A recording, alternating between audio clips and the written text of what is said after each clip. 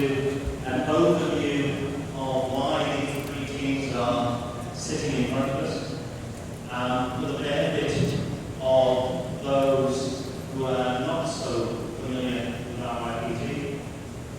Obviously, the vast majority of you at the front are very familiar with IYPT, as you have been the competitors of these three teams over the last few days. To start with, I would like to welcome and say thank you to Peter Xu from the Far Eastern Group, who is here with us today. And as you know from what was said at the opening ceremony, the Far Eastern Group have been a big supporter of this tournament. I think it's nice that I had a word with him, and he said this is his third day of watching the tournament because he came and watched you on Saturday, and then he came again on Sunday because he couldn't believe what he saw on Saturday, and he's with us today. So I think that's a credit to you, and it's wonderful to see him with us today. So if you could give him a round of applause, that would be very nice.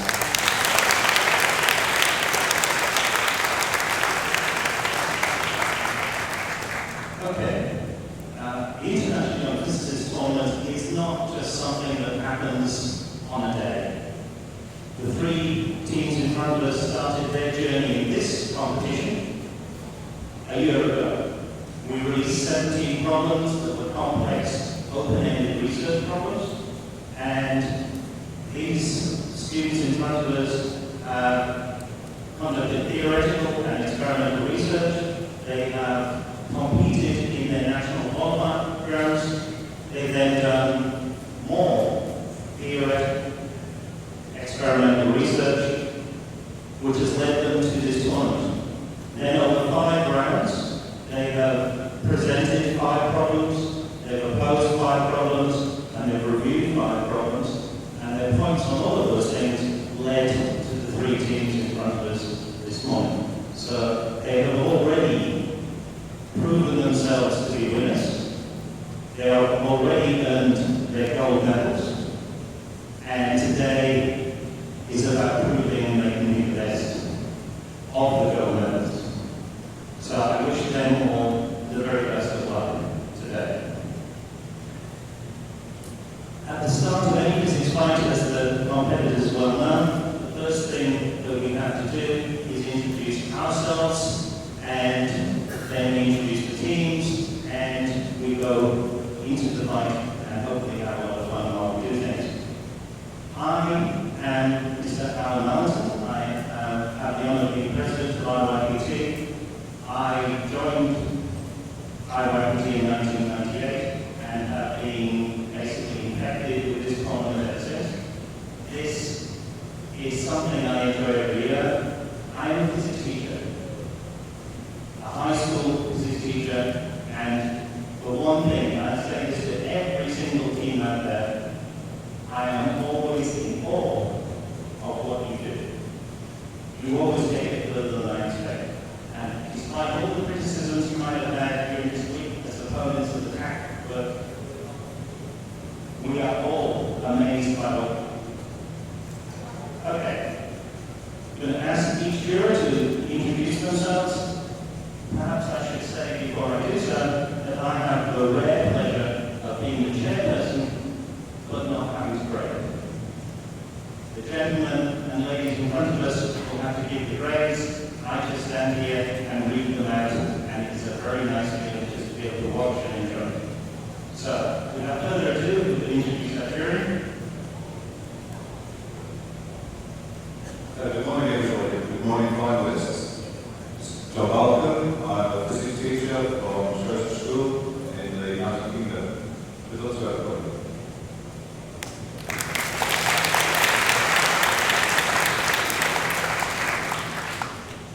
Good morning, everybody. I'm Chung-Cheng from Sweden. I've been involved since 2003, and I'm a high school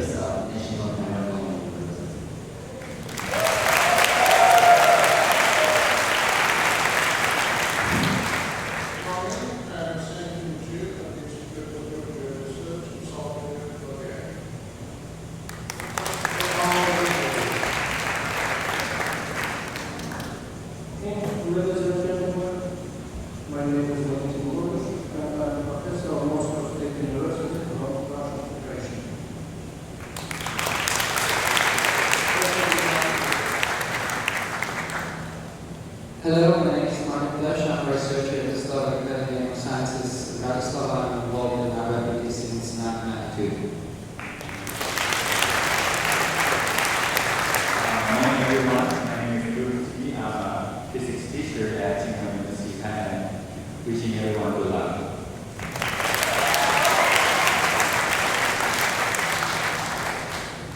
Good morning, I'm IYPT Final from Austria. I've been involved in IYPT since 2006 and I work as a consultant for financial institutions.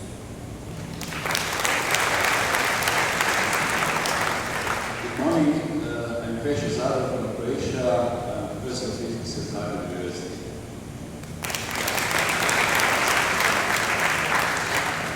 Good morning, everyone. I'm Catherine Dillon from Australia. I've been involved now as being a competitor in India in 2006 and now I'm actually involved. Thank you very much.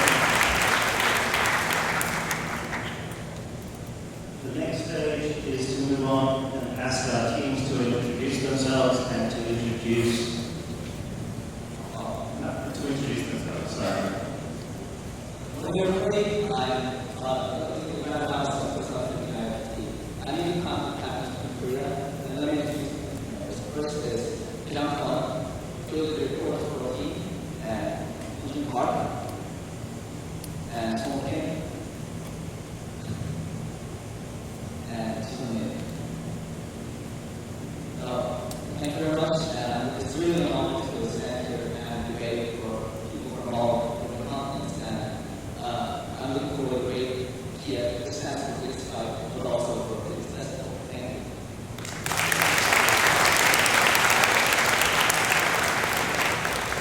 And if we move on to the team. Morning, I'm Alex. This is Alex Master. Scoring for Korea. That's Master. Very honest to be here. I would like to thank all teams and all Master for a wonderful week of this. Thank you. And finally, the team from Singapore. Hello everyone, I'm from Singapore. My name is Faye. This is Nishan. This is Gong-Guan. That's our Gong. That's our Yao. And that's our monkey Mark. Wishing everyone a good fight today. Thank you. Thank you very much. Before we get started, there's one other group of people that I would just like to acknowledge and ask them to introduce themselves. We have two people here who will be our scorekeepers and timekeepers for the day, and they obviously perform a very important duty. Hello everyone, my name is Peter Hoffer. I've been involved with the IYPT since 1999 in various functions. I've been a participant, team leader, and since 4 years I'm now a member of the executive committee.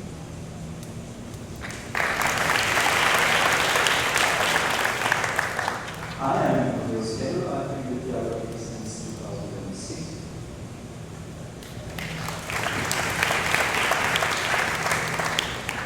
And while the next two gentlemen on the table do not have an active role today, I'd like to acknowledge Denny Newsnott, who is the founder of IYPT.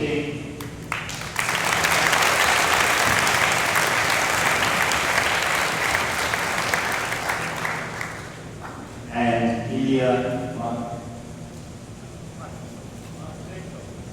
Chung-Cheng. another member of the executive committee.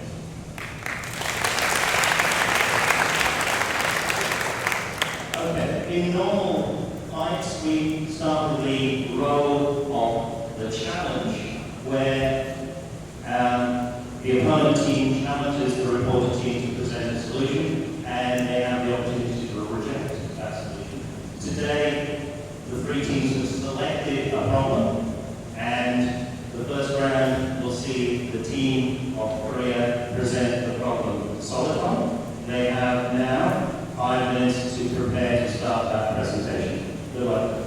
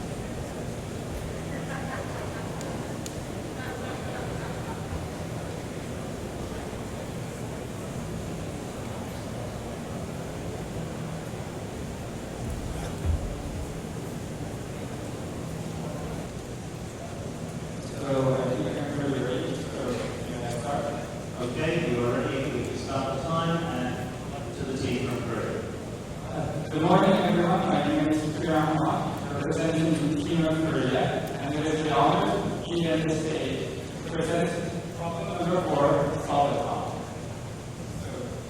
The problem statement is as follows.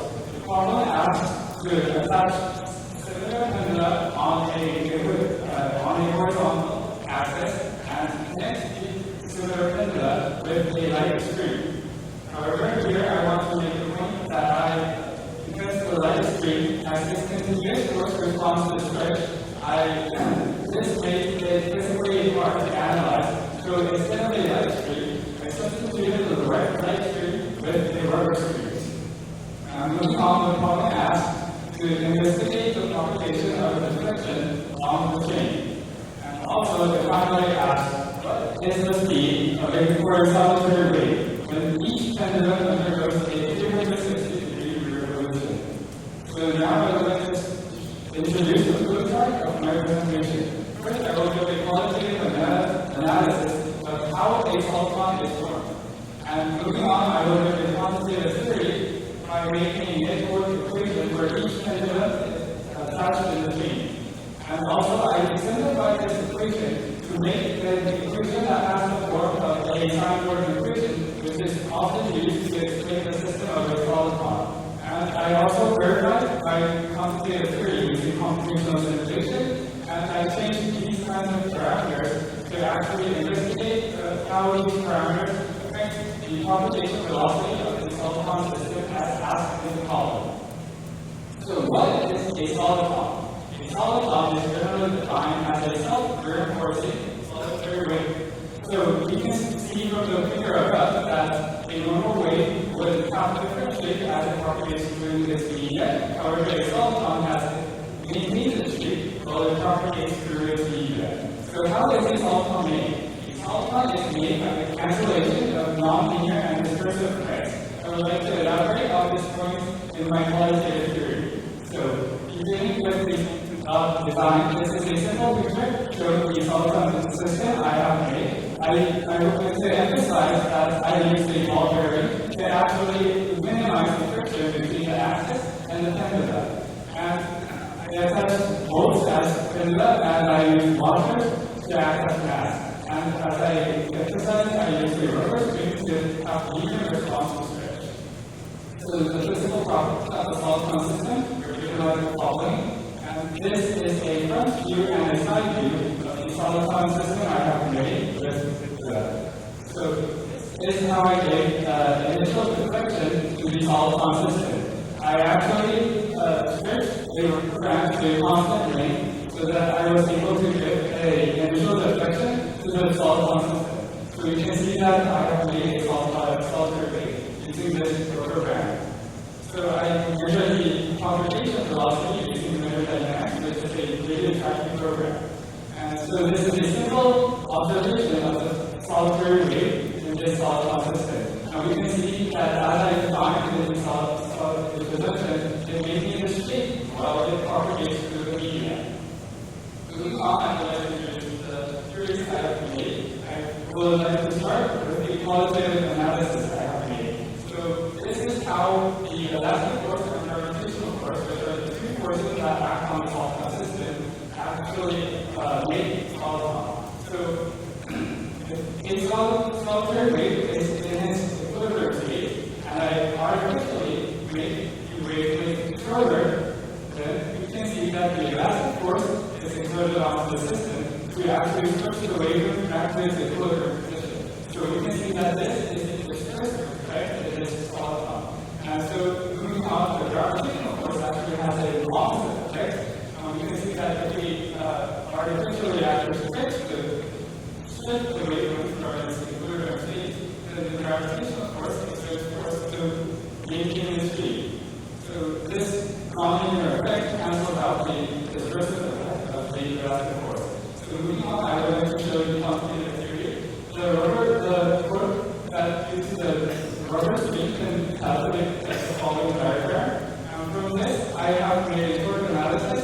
First, there will be the gravitational torque and the elastic torque. And therefore, from this torque equation, I have to graph some entities. And from the assumption, I have made a assumption that the rubber band has linear response to stretch. And from this assumption, I was able to plot the torque depending on the angle difference between the pendula. And here you can see that I can actually make a linear fit which has a R-square of 0.98. And so therefore I have an assumption that the torque has a linear response to the angle difference. And this is I simplified the equation in form of a sine-Morgan equation.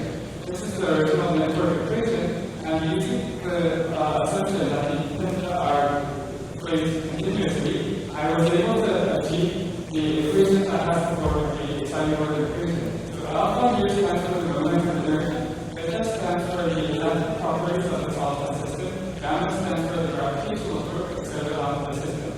And so I put the sine-Morgan equation, I made some assumptions that they are continuous and they have a linear response to switch, and the generalized solution of this sine-Morgan equation can be given like the following. So here we can see that the delta x t, which can be thought as the shape of the solid, is related to the propagation velocity v. So I define lambda half as the distance between two pendulums which have an angle of pi over 2 and an angle of 3 pi over 2. So from this definition, I was able to derive a propagation velocity formula. So the propagation velocity formula was given by the following. You can see that there are 4 parameters that affect the propagation velocity. So I would like to introduce the composition of the simulation I have made. So the governing description of this simulation was the network equation I have introduced before, and using Dean Python, I was able to achieve a video with computation simulation. So here we have the elastic torque, the gravitational torque, and the frictional torque. And here we can see that the computational simulation shows a very similar motion to the solid system. So using this computational simulation, I actually tried to verify my theories. First, I wanted to verify that the elastic torque actually has angles. It has accurate linear response to angle difference. So I made 2 computational simulations with 2 kinds of forces reacting on the rubber band. And we can see that these 2 kinds of simulations have actually matched very well. And here we can conclude our assumption was very valid. Moving on, I wanted to verify that the solution of the sine-Morgan equation is equivalent to the numerical solution of the network equation. So from this simulation match, you can see again that my theory was verified. Now I would like to move on and match 2 theories with the experiment video. And here again you can see that the 2 theoretical video and the experiment video match very well. Moving on, I would like to change the practical that can affect the propagation velocity. First, I changed the shape of the solid body. So how could the shape of the solid body affect the velocity? So here is the formula of the propagation velocity, and here you can see that lambda half is related to the propagation velocity. So if the lambda half is long, like here, then the propagation velocity will be very slower.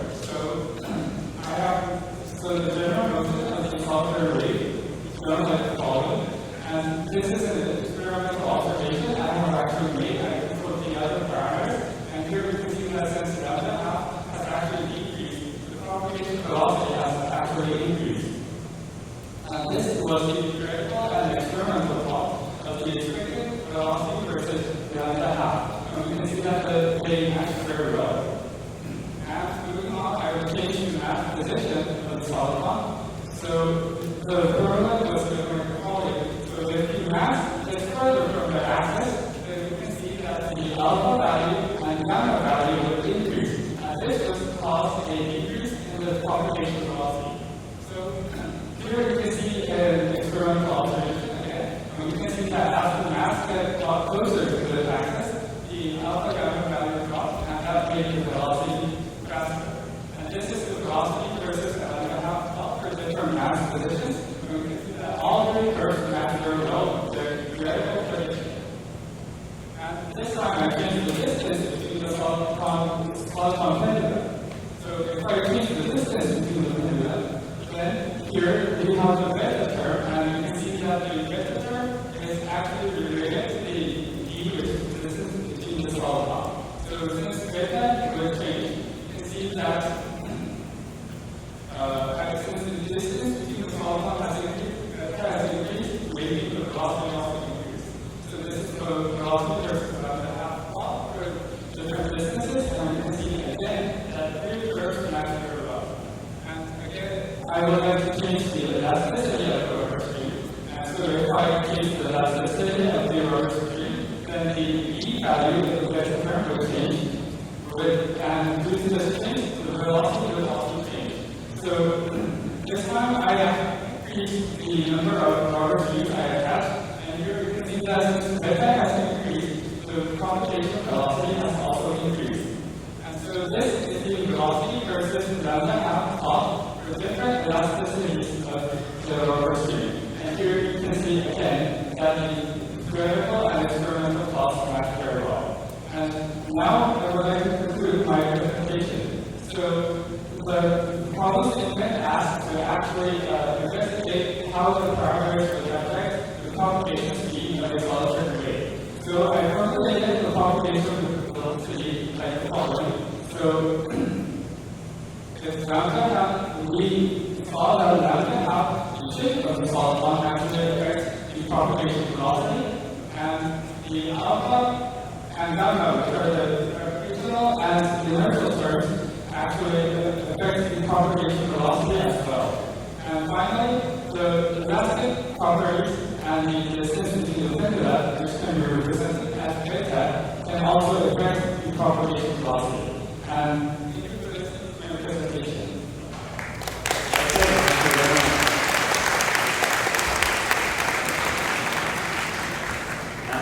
Before we start the questions from the opponent, can I ask someone from the reporter and opponent team to write the names of the reporter and opponent on the board?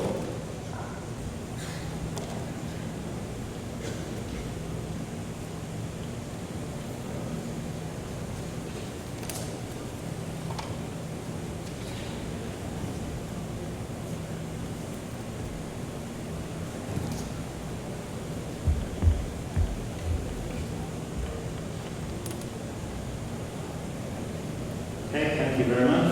And we move straight on to questions from the opponent. Thank you, reporter. Can I first ask what is the glass separation? Is the glass separation or the angular separation? Is there a less than degrees? Yes. It was not less than 3 degrees, but it was at least less than 3 degrees. Okay, thank you.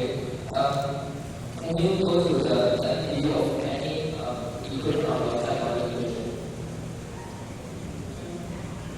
Can I ask what is the meaning of the coefficient of beta? So beta, as I have shown in the does it represent the speed of the beta?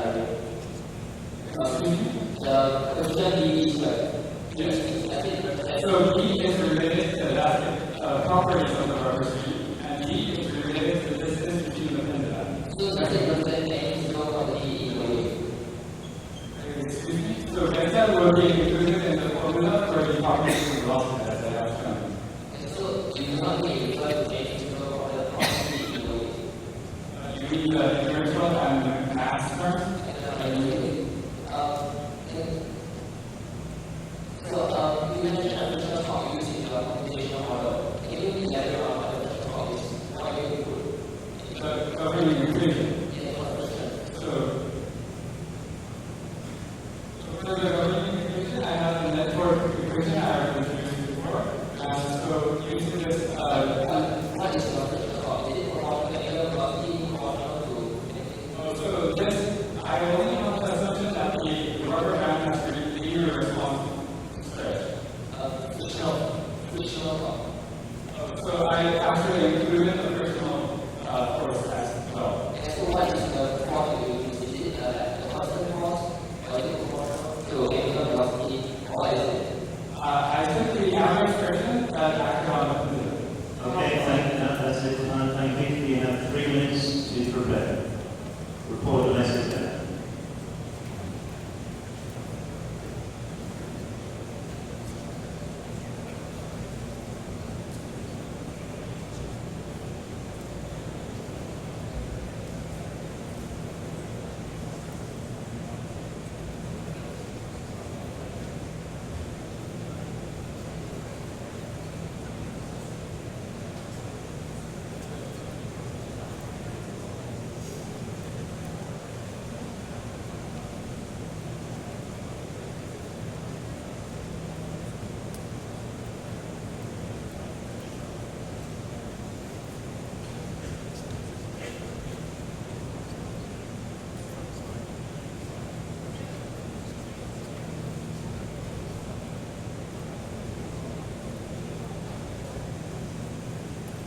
Okay, time.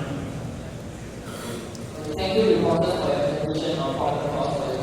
Now we're going through some of my own presentation. First of all, the question statement answers to investigate how a data array when an inflection logic is created and formed a polygon. And this is the focus of the presentation. So, first of all, the summary of the reporter's report. We first look at the data array and then came out of mechanics equations through form analysis in order to arrive at a numerical model and computational model of the data array and the motor parts. And this led into the opportunity to assign qualification. And therefore, this is a way of thinking of the data array. And then we can say how a inflection will cause a spherical wave. And in particular, this refers to a wave with a constant velocity and shape, where we can take the 360-degree revolution and count the speed of the shape as well as other factors. And therefore, I move on to the experiment phase. I think there are several strengths of the reporter. Firstly, the good quantity modeling of the computational model that model the exact path of each pendulum as a function of time. And we also have to design the wave properties by modeling the design of the equation and seeing how the wave shape will affect the wave velocity as well as other parameters. And lastly, for the experimental portion, we did design solution by trying to use more various models. However, I think that this is more further discussion. The solution model that we use is more further discussion that I will come later. So, now I move on to some of the weaknesses of the reporter. Firstly, for the continuous wave model that we use, there are several assumptions that I believe must be addressed. Firstly, the description that we use that is not elaborate when I ask you the clarification question, and this will lead to different solutions for this type of equation, and whether this experimental model will match these equations. Next, for the simple thinking of this type of equation, I believe that C that represented here will represent the maximum speed of the wave of any amount of the array. However, I believe the reporter is not aware of this and I have asked you a clarification question, and I believe this is a significant point to discuss later. And as for the reflection, the question asks for frequency and reflection of this chain and when it can form a polygon solution. And I believe the reporter has shown that assurance degree wave can a polygon solution, but it's not investigate whether there could be any other polygon solution for this equation, and whether the solution that they investigate was a stable one. And so for the experimental, for this parameters that they mentioned, I would like to mention whether there could be other parameters that include really the wave switching one. For example, can you just expand to reduce the mechanism? And I believe that you could have investigated how the wave switching depends on these other family mechanisms as well, and how much they are going to stretch. That is the very important energy included in the system. And lastly, for the experiment, I believe there are several areas that I would like to address in the discussion later. And I would now like to invite the reporter for discussion. Okay, I think I'm not at 10 minutes 48. So, for the reporter, the first question will be the assumption of design by the equation. Yes. First of all, you assume a linear string as the string. And I believe you mentioned that the actual separation between the pendulums was small, at about 0.1 property we call it. And in the graph where you showed the tension between the tension to angular separation. So the curve result of the angle difference, that would be the slice P7.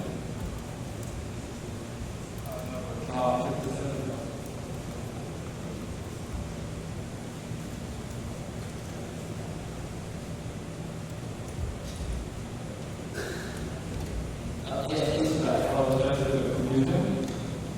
I believe that at low angles, the elastic property differs greatly from the linear configuration equation. And particularly low angles. So I believe that this equation will be valid for the life. I am glad that you mentioned that there is actually deviation at that term, and I would like to elaborate on this.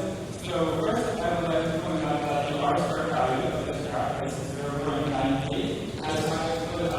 I would like also elaborate the point about this.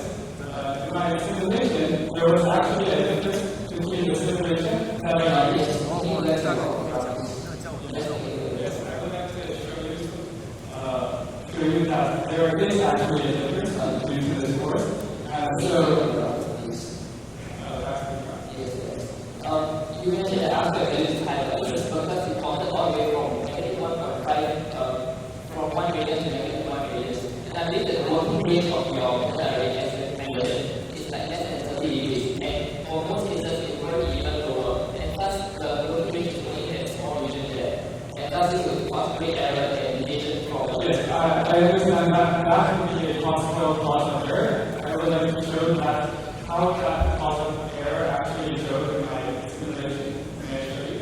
So this, the upper simulation is the simulation I have presented using the assumption with the behavior response. And the second simulation is the simulation without the response. And we can see that the lower simulation is slightly faster. So this is actually the effect of the difference of the forces. And I think this is actually important as I mentioned.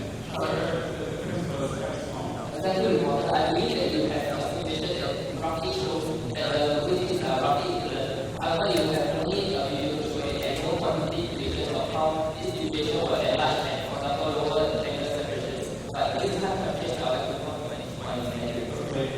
so the next point I want to talk about is friction. Can you elaborate on the friction that you put in your simulation? So actually, I experimentally measured my friction force. So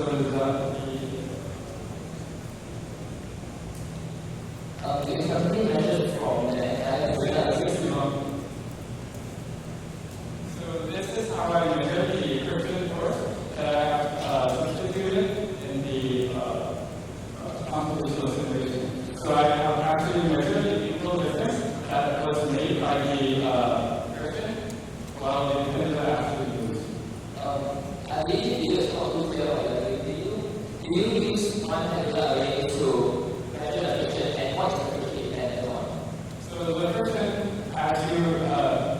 will be different depending on the velocity. However, I would like to mention that friction is not a significant term that changes my solitary rate speed. So therefore, I just made a brief analysis of the friction force that is applied to this. Can you briefly draw a sketch of how that friction will have a very low angular velocity since you have been here on the Yes, I understand that you're pointing out that the angular velocity has actually relation to the frictional force because as you are mentioning this part, so the centrifugal force could actually act as a normal force onto the pendulum. So that would be the cause of the friction. So it would actually have dependency on the 5 over 5 plus, as you mentioned. However, I want to excuse me, can I just interrupt? Can you make sure that what you're drawing on the board stands out so that all our jury can see? From this end, it's very, very bad. So I want to emphasize that the frictional force is actually minimized by all varies, so it actually has not no significant effect on my solitary rate.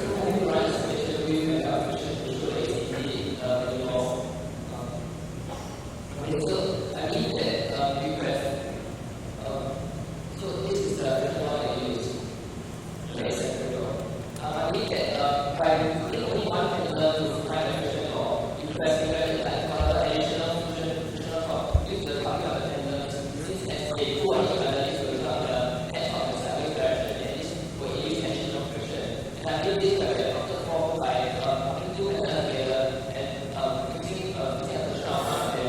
I agree with you, and I really appreciate your point, and I really think that applying this model of the friction could actually improve my model. However, as I explained, the frictional force was minimized, so I thought that this had little effect on propagation velocity, which was the main task in the problem. I believe that one has done, I believe that the friction further, however, the time function by the one at these points, which will be our H effects. I would ask the reporter, if you send a single deflection down in the array, will there be a reflected wave backwards?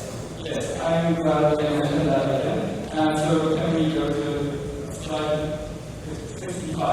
I believe if there was a reflected wave backwards, this will interfere with the wave that was I would like to actually do some of my error analysis that is overlapping on using the reflected wave. So here we can see that it was hard to read and actually analyze the error for short wavelengths. However, I saw that there was a decreasing tendency compared to the theoretical model for long wavelengths, and I actually agree with the report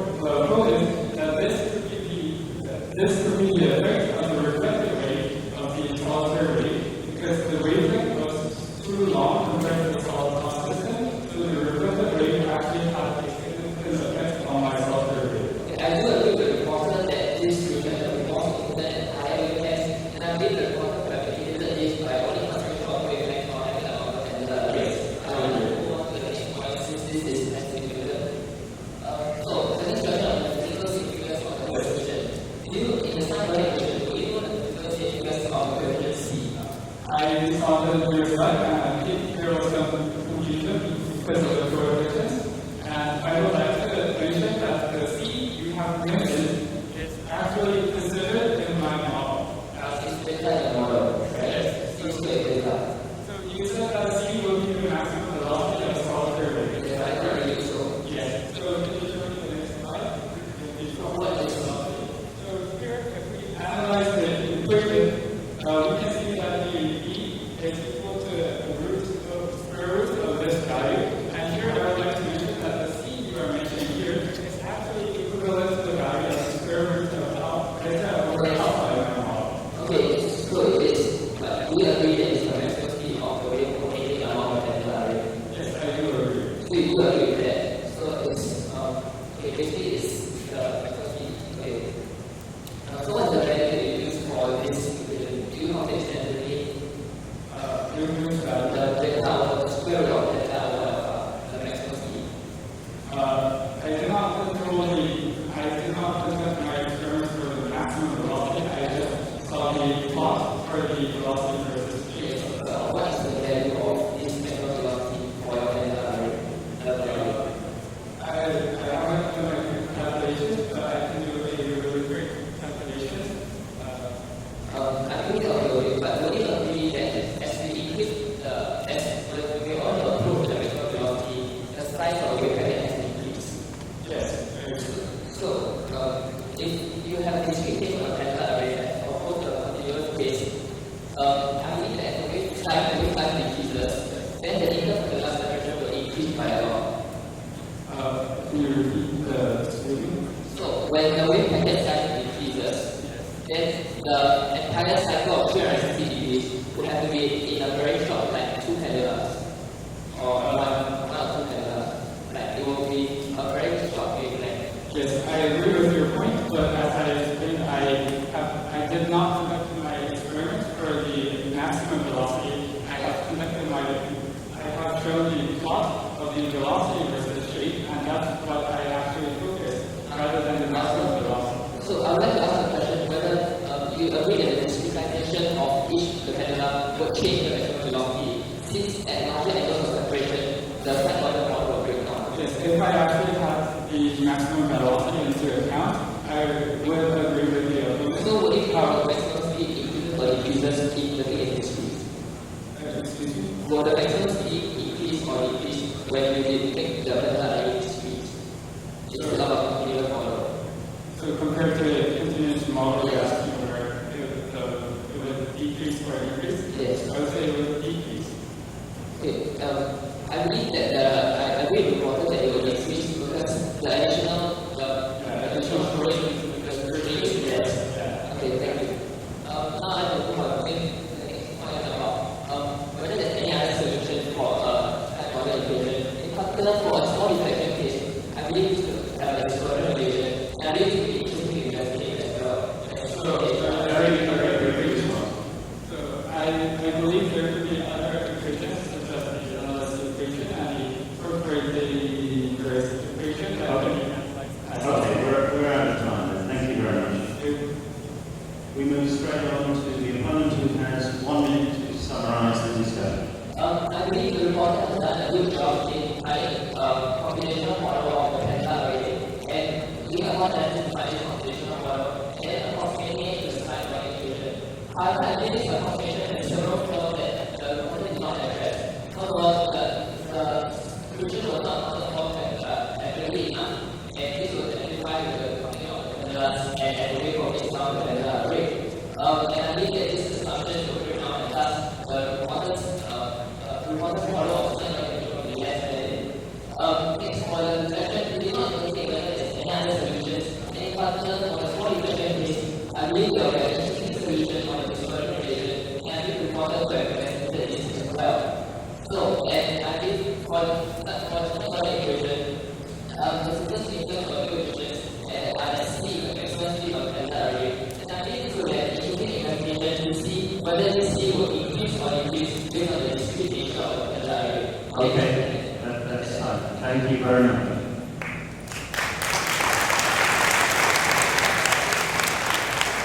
Before we start the review questions, can one member put the name of the reviewer on the board?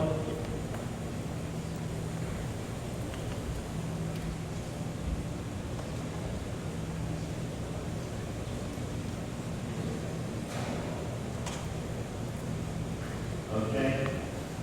The reviewer has 3 minutes to ask questions. Thank you very much for this introduction.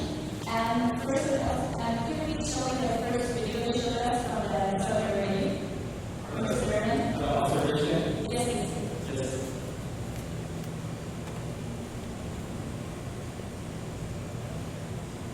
Well, in my opinion, the speed definitely increased. Are you still sure that the friction is negligible? Yes. Actually, other than the friction, I would like to mention that if you look carefully, there is a residual motion of the needle, and I believe that could be actually a cause of error. Okay, do you still believe that friction is negligible? I do believe that it is not negligible, and the problem directly into one of the car. Okay, thank you. Could you show me the 2 different simulations then?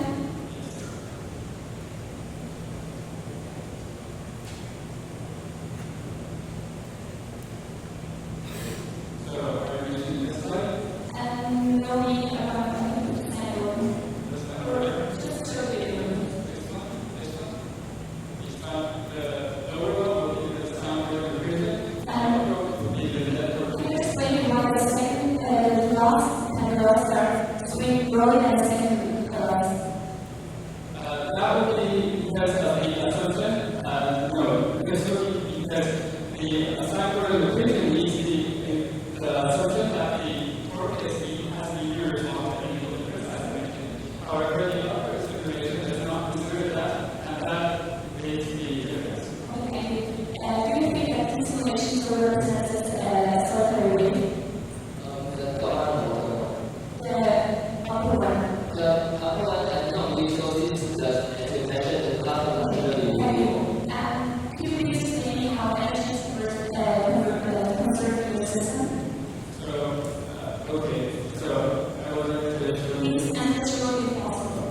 Okay, so the initial deflection will be transferred into the elastic potential energy between the rotor speed and gravitational potential energy, and also the energy will be dissipated by the residual motion as I have expressed, and inertia and area force will also dissipate. Okay, thank you. And in both your video from your experiment and the simulation, you can see that the 100 is more than 360 degrees. Do you think that you actually totally reverse just is happening like that? Well, 100 is more than 360 degrees. Yes. And do you think that is an effect of energy conversion? Yes. So as I mentioned, that will be the residual motion of the Okay, because in the process that should rotate 360 degrees. In your experimental setup, how do you fix the elastic strain? The elastic strain. So was it bent or was it? So it was fixed between us. So it's parallel. Okay, so then thank you. We have 2 minutes to prepare.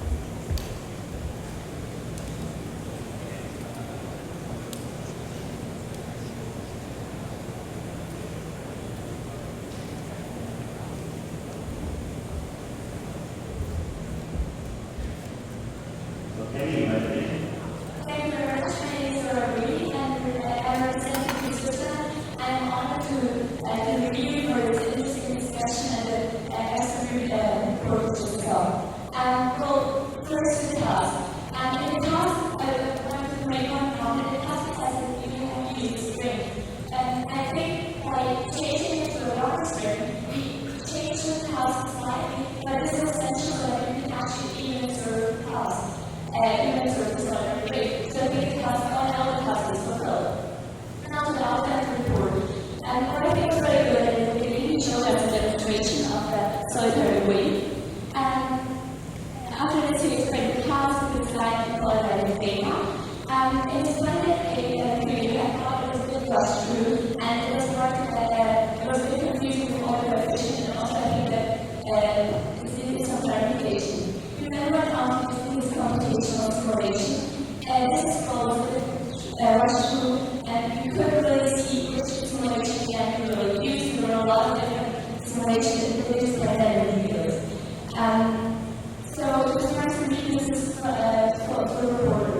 Well, the first introduced Roland Black, and he also very parameters. I think it's really important. He simulated the phenomena, and overall he had a good comparison between him and the experiment. Nevertheless, the creation of the equation is not well explained, and these assumptions are not always introduced, and also we did not deeply explain the simulation. And all in all, I also wanted to point out that he showed us equation, which is actually known, so I think that there was no parallel in his report. Just trying to read this component. Just trying to really ask the report about the physical significance of the coefficient, because there was some confusion there, and it was still further in discussion. He also gave you a summary, and he also asked about friction. I think it's an important part of this problem.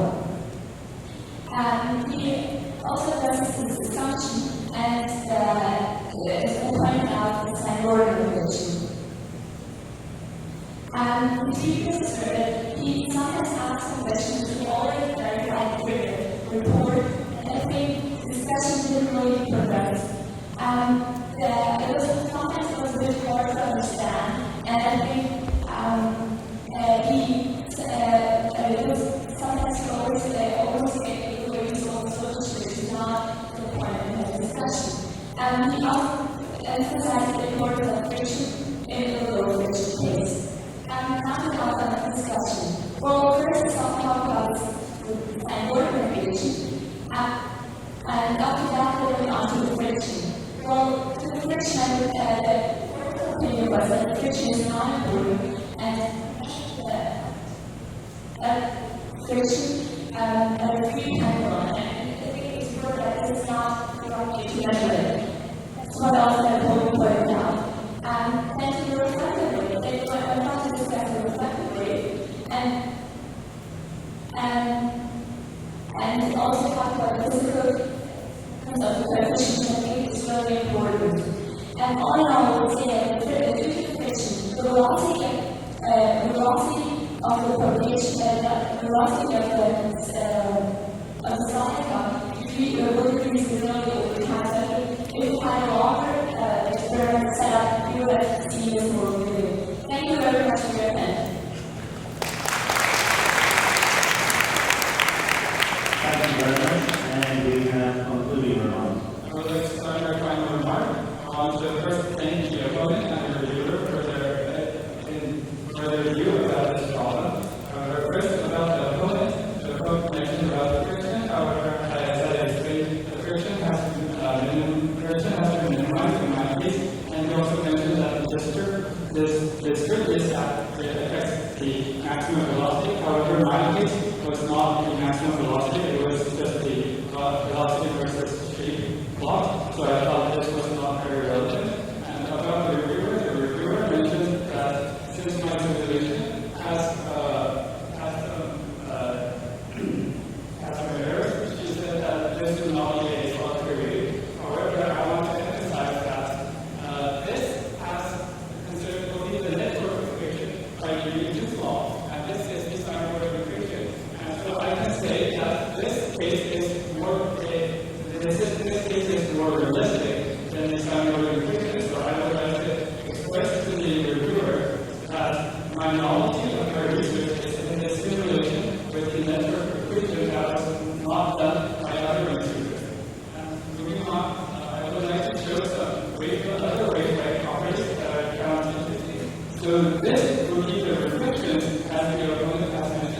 So this was when the was had a green end, and this green is when the other end was fixed to another axis. And moving on, this would show the superposition of the reflected wave as the second transmitting wave. So we can see that these two waves actually superpose with each other. So throughout my report, I really enjoyed conducting my class throughout this problem, and I really believe that this has actually challenged my passion for physics, and I want to thank the IYPT for having this problem. Okay, thank you very much. Okay, thank you very much.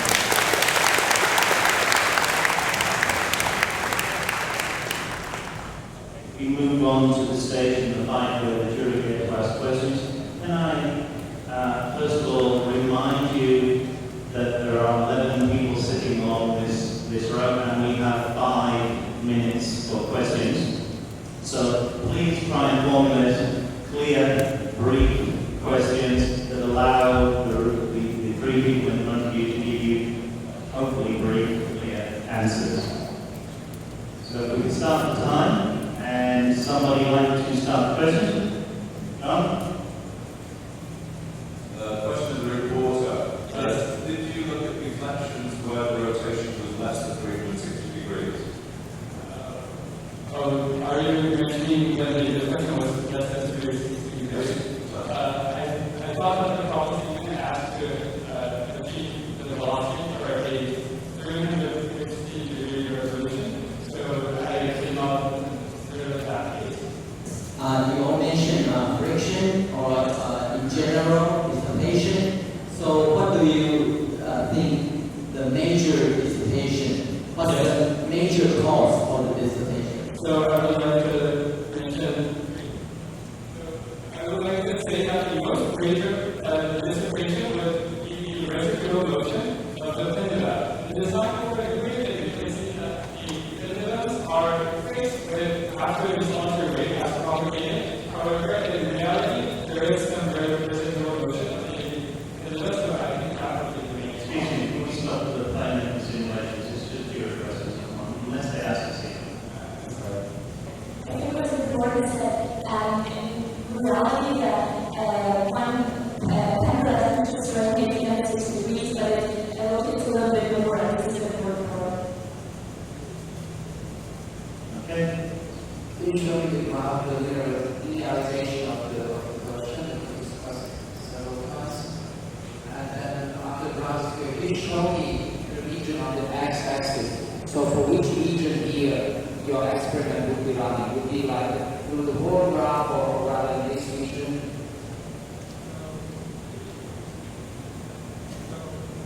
As I explained, the angle was about, it was less than about 30 to 40 degrees, so that would be about here. I can borrow your line. It would be the 0 to 0.6.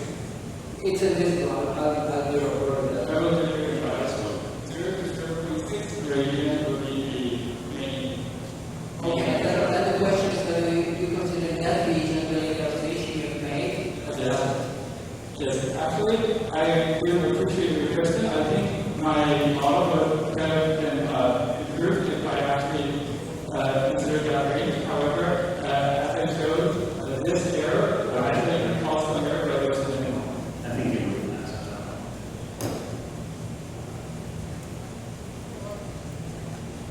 I'd like to ask you how everything feels your the motion you're trying to machine. Every time you work with the constant angle of the velocity of gravity, and the third angle, and moving the first angle, making one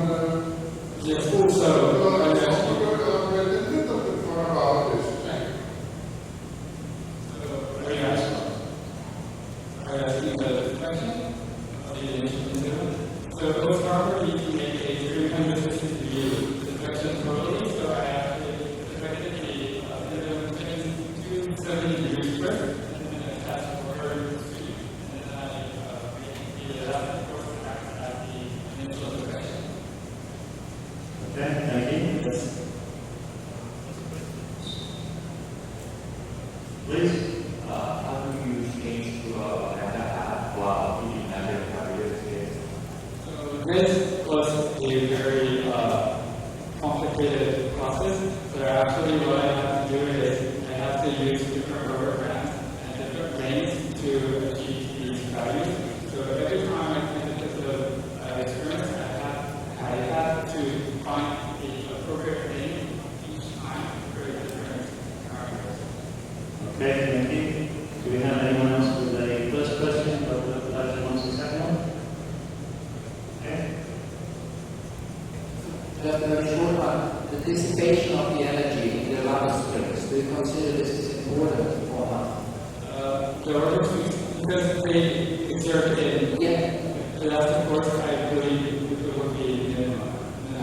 The appointment? Very good. I think the elasticity of the string will allow the dissipation to be zero. Okay, thank you very much. Can we applaud our three participants?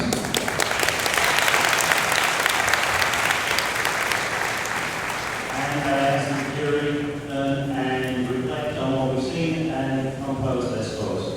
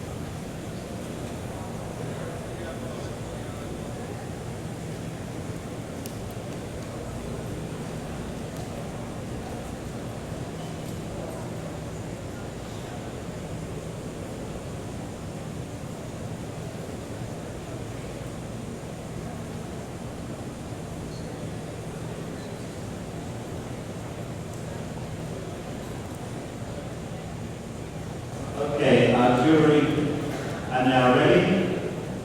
And so, can I first of all ask you to open your marbles and hold up your grade for the reporter team from Korea. Reporter team from Korea, raise up. Starting at this end, we have 7, 9, 8, 7, 7, 9, 6, 7, 8, 7, 7. Moving straight on.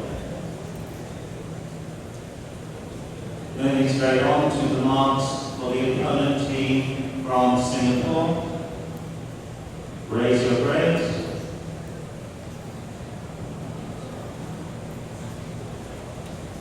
And we have 7, 9, 8, 8, 7, 9, 9, 8, 8, 8, 8.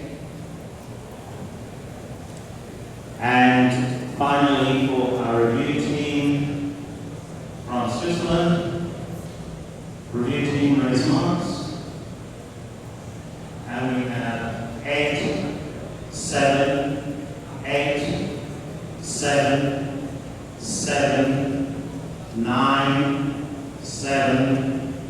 7, 7, 7. Okay, thank you very much, all teams, for a very nice first fight.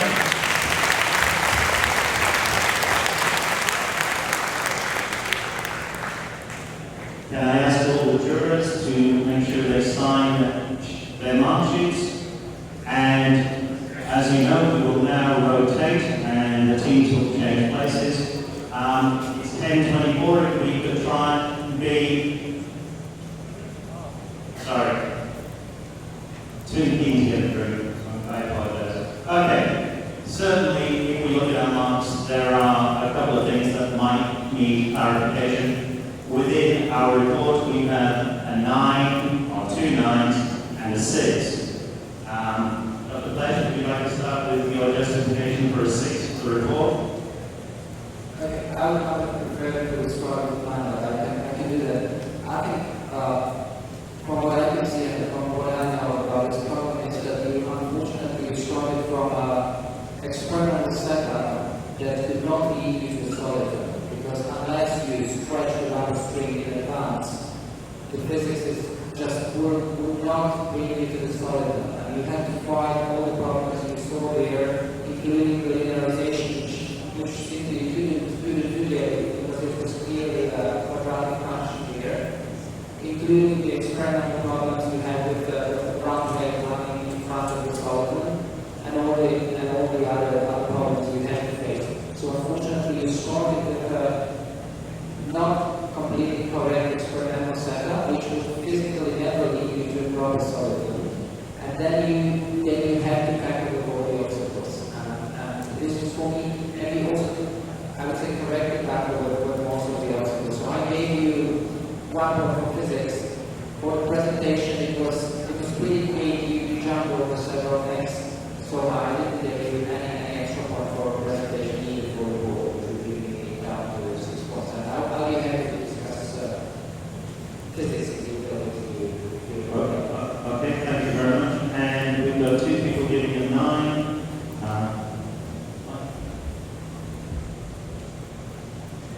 Can I use this as well? Despite the problems pointed out by Remarkable Hill, etc., I was really impressed by how many parameters we managed to vary, as well as the simulation. And although the presentation was rushed at times, I think it was still a very good presentation. So, all in all, both the analysis and the experiments I thought were very interesting. Thank you. Okay, we've had 1 from both sides, so I think that's fine. If we move on to the opponents, then we've got 2 7s, most and 2 9s. Unless somebody wishes to explain their grading, I think that's a fairly even spread. Well, plus or minus 1, I don't think is anything to worry about in our system. With the review, we have a lot of 7s, some 8s, and a single 9. Valentin, do you want to comment on your 9?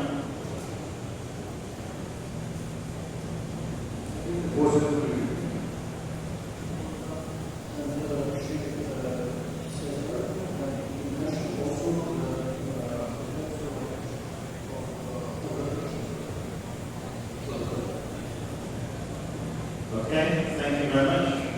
Yeah, wish to add something?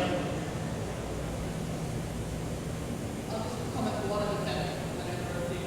I thought it was a very nice review and you gave a thorough overview, but I felt it was difficult to mark you up for physics because you didn't bring any new physics to the table, and you also didn't comment on some of the things which the jury was talking about in the physics, the key sort of other areas which we mentioned. So that was the only reason why I couldn't comment on that. Okay, at that stage, I'll repeat what I said earlier wrongly. I think we ended the first stage. I think we've had a very interesting competition so far. 10-minute break. If we can be back in seats ready to start at 10:40, please. So 10:40 by the clock at the back.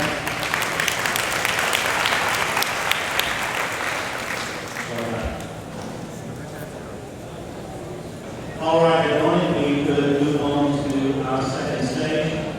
Before we begin, I would like to acknowledge and recognize that we have been joined by the Nobel laureate, Professor Douglas Lotteroff, and his wife, and they're sitting at the front here. So please welcome them.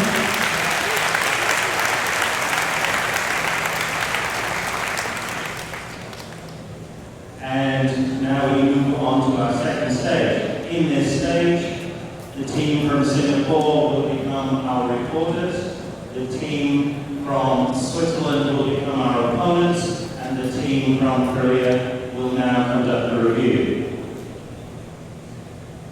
As we said earlier, they've already chosen their opponents. Singapore, you have 5 minutes to prepare.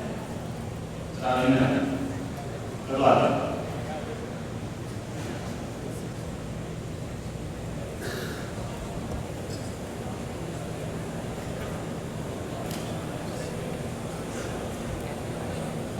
I'm ready to begin.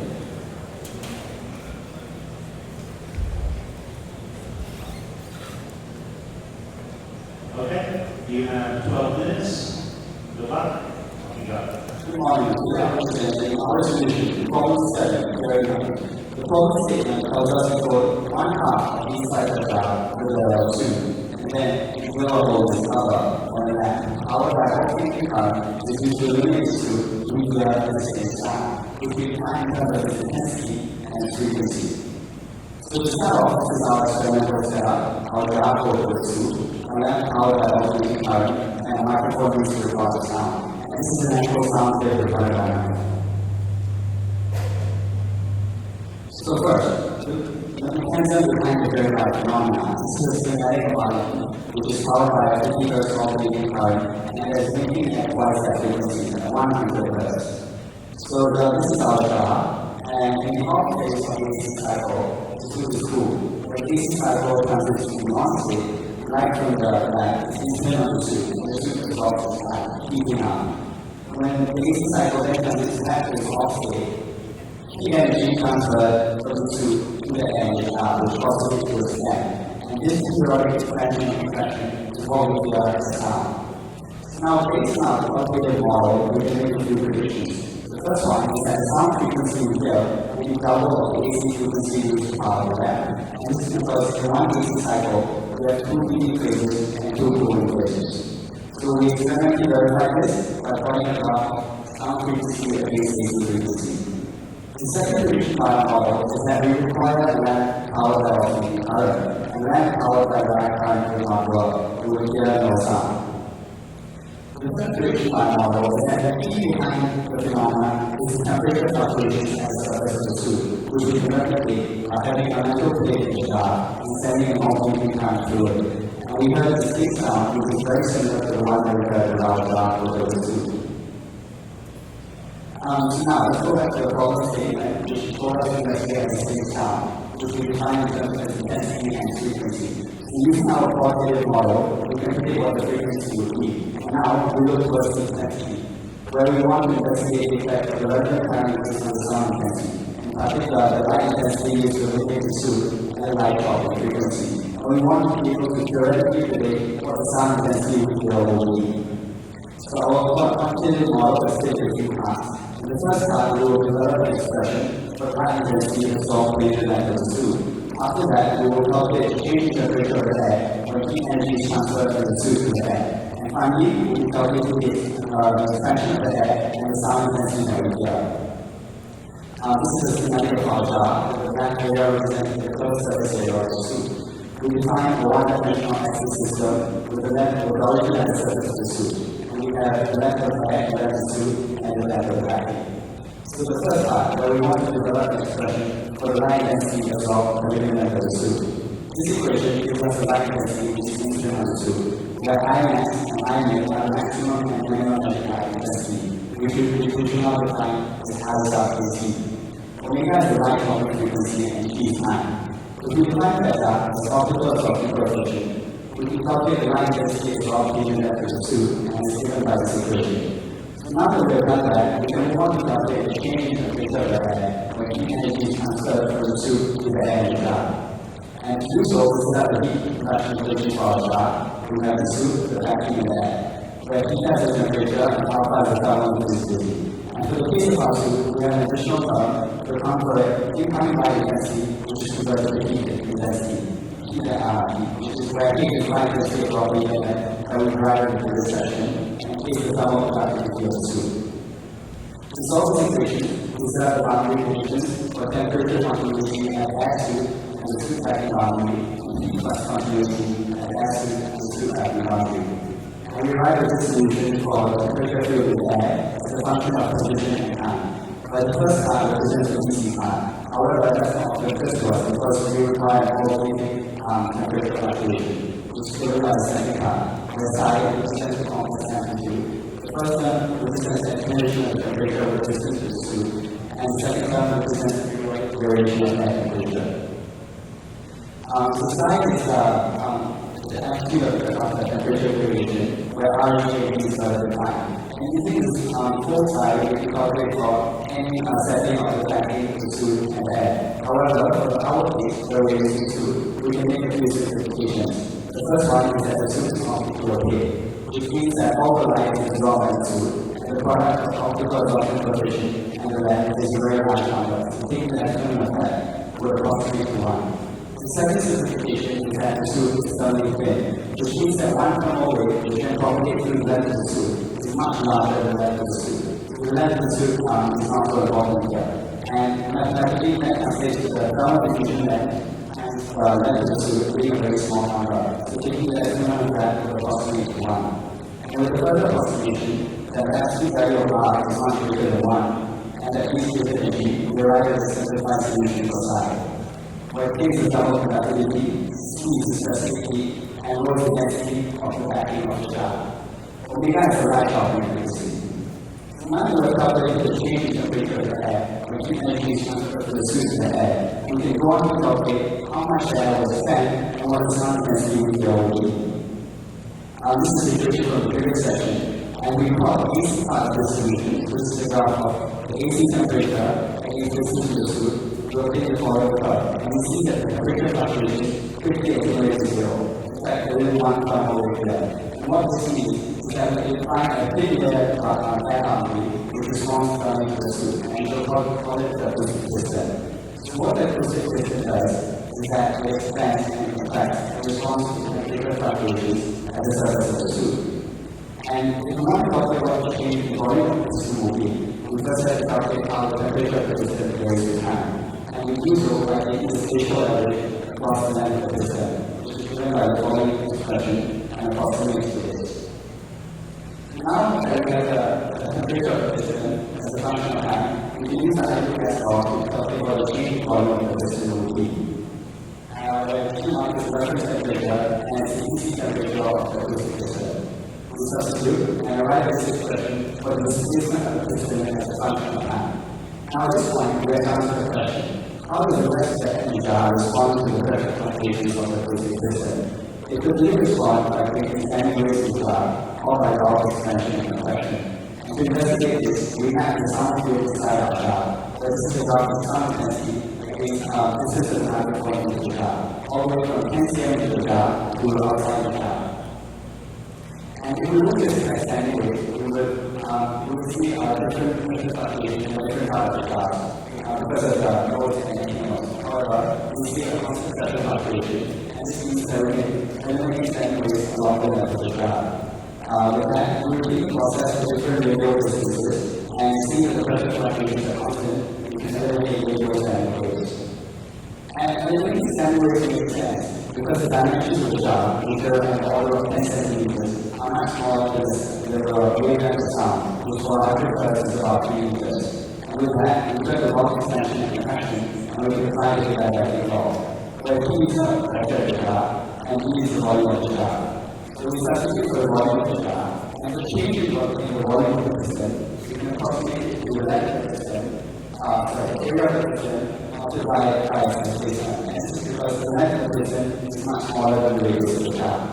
But H is the height of the jar, and R is the radius of the jar. With that, we arrive at this expression for the pressure fluctuation in the jar as a function of time.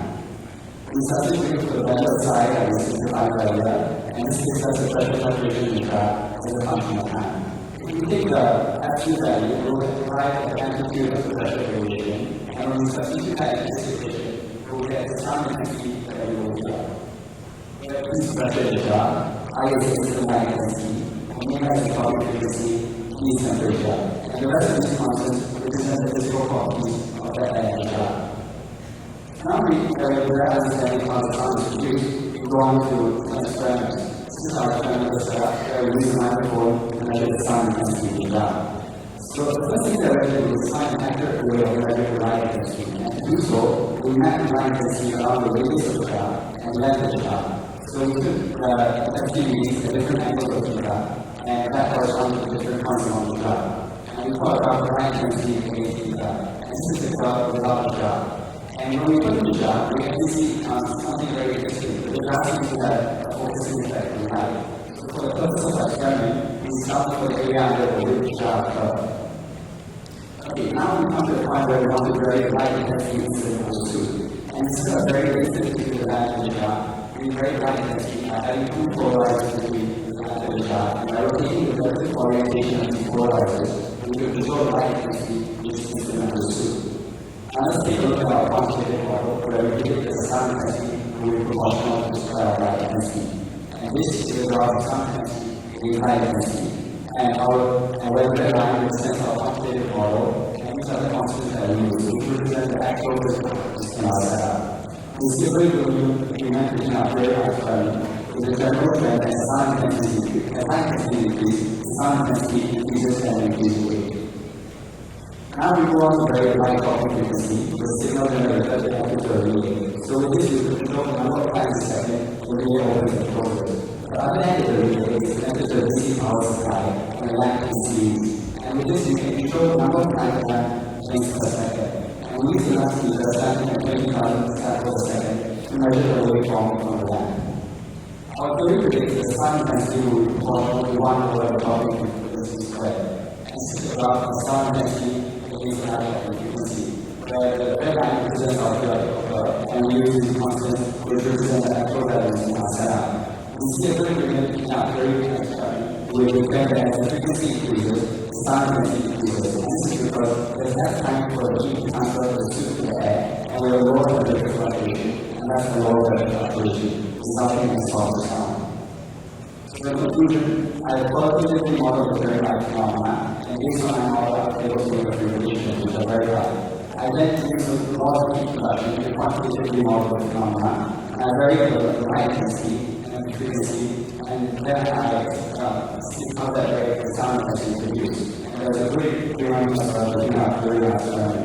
So I've answered the question by investigating existing sound in terms of both its frequency and its intensity. This is how the relative thank you for your attention.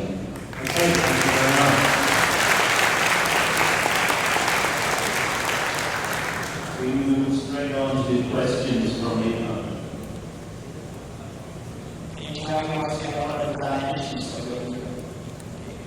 That was 50 centimeters in length and had 7 centimeters diameter.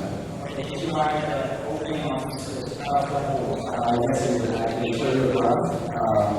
I think it will be on.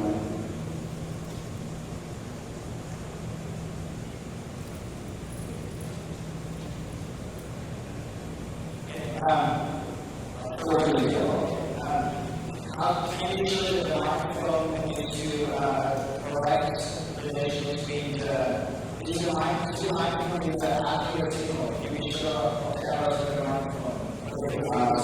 Yes, that's a very important factor in our experiment. So our microphone was manufactured by DNK and it comes with a sound box which is used to calibrate the microphone. And how does it calibrate? I was placed right on top of the holes. Our microphone was fixed inside the box, right? And this is to actually eliminate the surrounding sounds. 5 feet. This is our slide level. It's inside the box. Do you have to separate the thickness of the students as well? In the case that we yeah. How did you put the soup way onto your beaker? So So we had a ramp handout when we were in it, and then we had it on top. And then we used a lighter, and we put the suit together, and put it on the lighting more effective about 1 hour. So we can be sure that the suit is on. Yes, sir. Okay, thank you very much. Thank you. Okay, you have preparation time. Reports.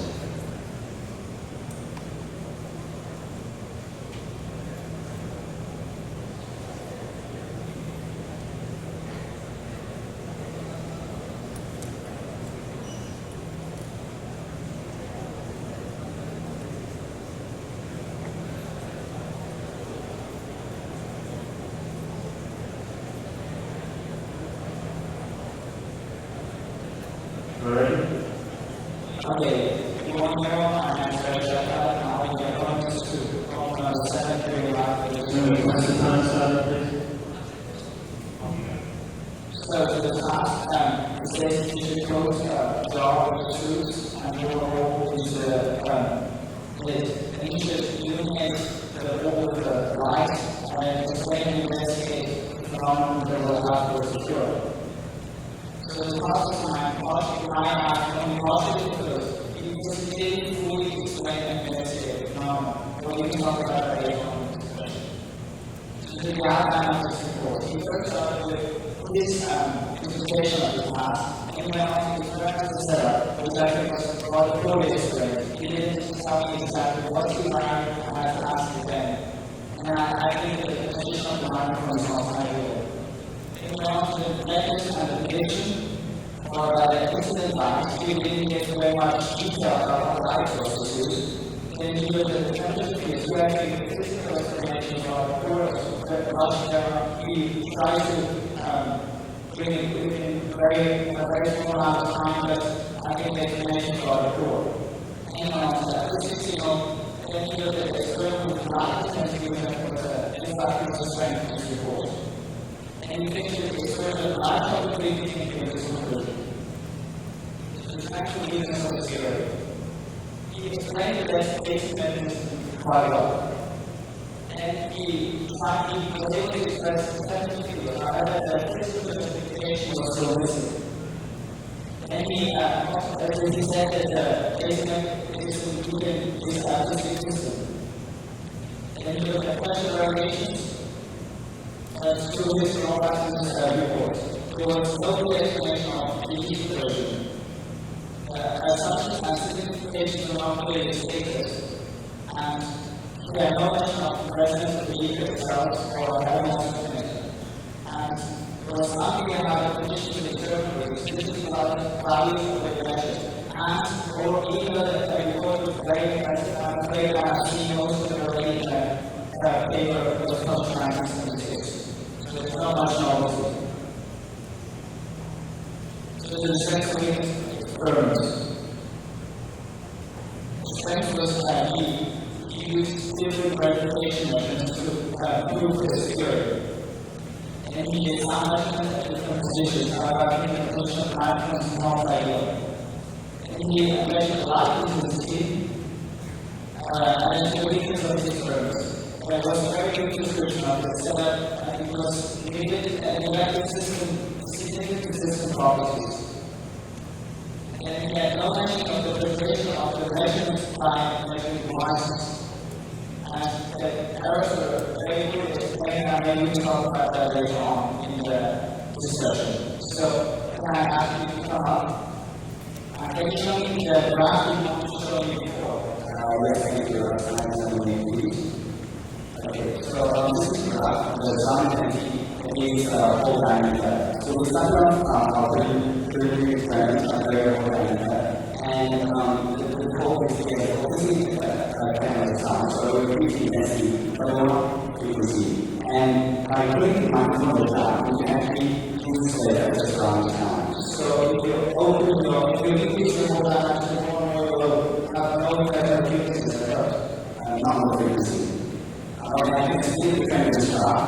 We would expect that as a small diameter, we have a larger system there. So rather to allow the sound, at the same time, we also have this forces. So I would expect an increase, an optimum and an increase. So not increase, exactly. the temperature position X away from the wall. Yes. You get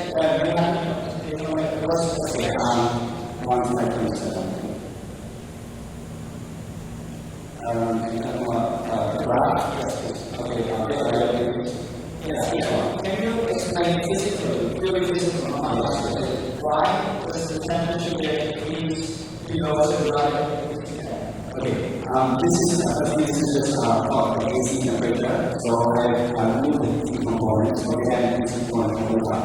And this is basically a sinusoidal variation in temperature because you're creating light source.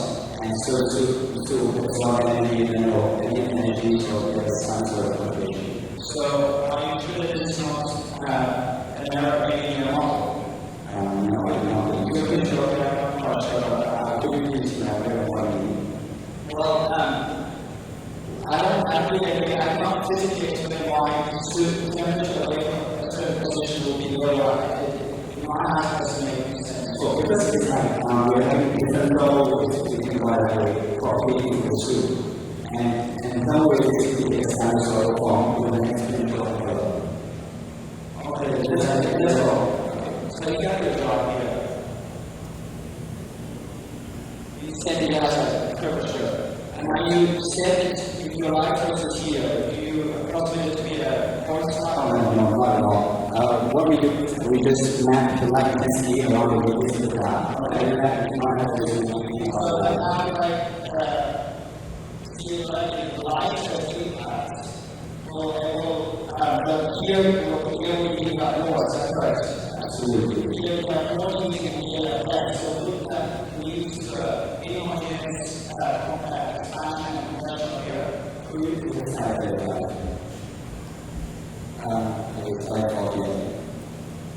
Yeah, so in this graph, you can see that I'm line. So if I take a parameter of allowing this energy, and all those energy necessary and the phenomenon. Okay, so what exactly that will you, for example, what exactly that will happen on the top physically? What will this, what will this be to here where it's expanded more than here? I'm not really sure what we will put the camera to do.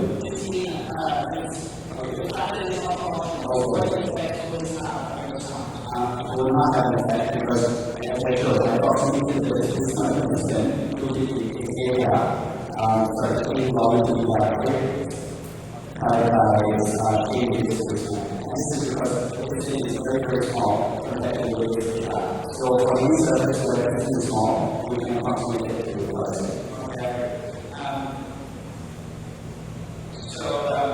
If you go back to your setup, this is your job, and you have a whole year.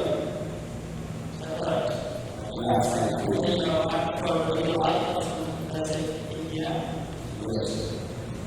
And I imagine your frequency is inside your microphone. Yes, and we also measure outside now, and we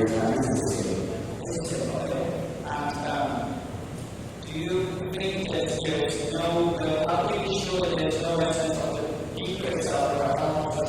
So if you look at the frequency spectrum and the amplitudes, can you be sure that there will be only one peak? Firstly, I have the standing wave my experiment so that will be.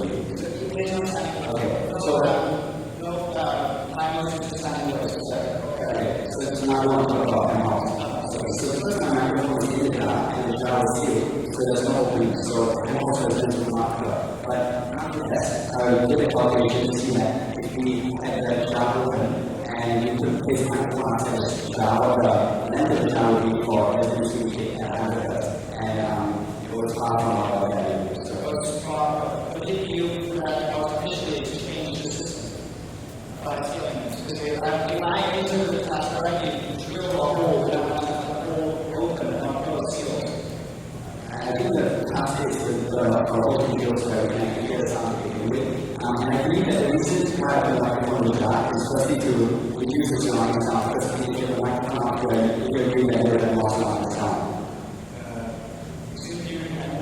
If we have a microphone to outside the jar, we will have greater background noises. Yes, unfortunately, yes. Okay, so what I did is I put the data to the variables, and I was able to show that cold only has an effect on creativity and speed of sound. And if you could actually go on to model it by considering the viscous losses of energy and all of that, and then we can model the sound experience that I have. Can you tell me more about the light sources you use? Okay.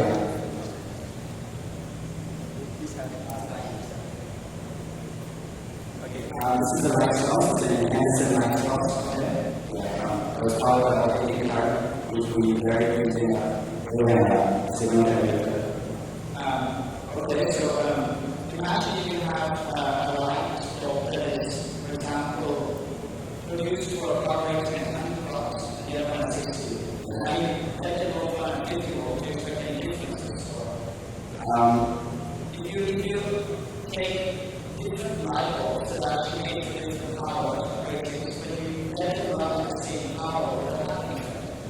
I think you're talking about the response time of the light, which is how much time light takes to actually give you a usage of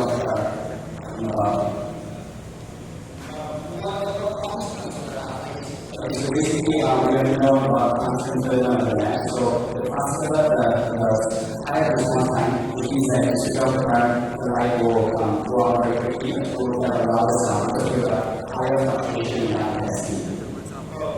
Would you expect, for example, that the exam dimension, not about the 60 or 40 and 50 volts, you would have the same 80 moments? No. If you let the same power into the light bulb, will it still have the same DC moment? I'm not quite sure what you're talking about. Can you just talk the light wave from both ends, ECAs? Well, if you let the power to be constant, the input voltage and the current to be constant, will you expect that the DC part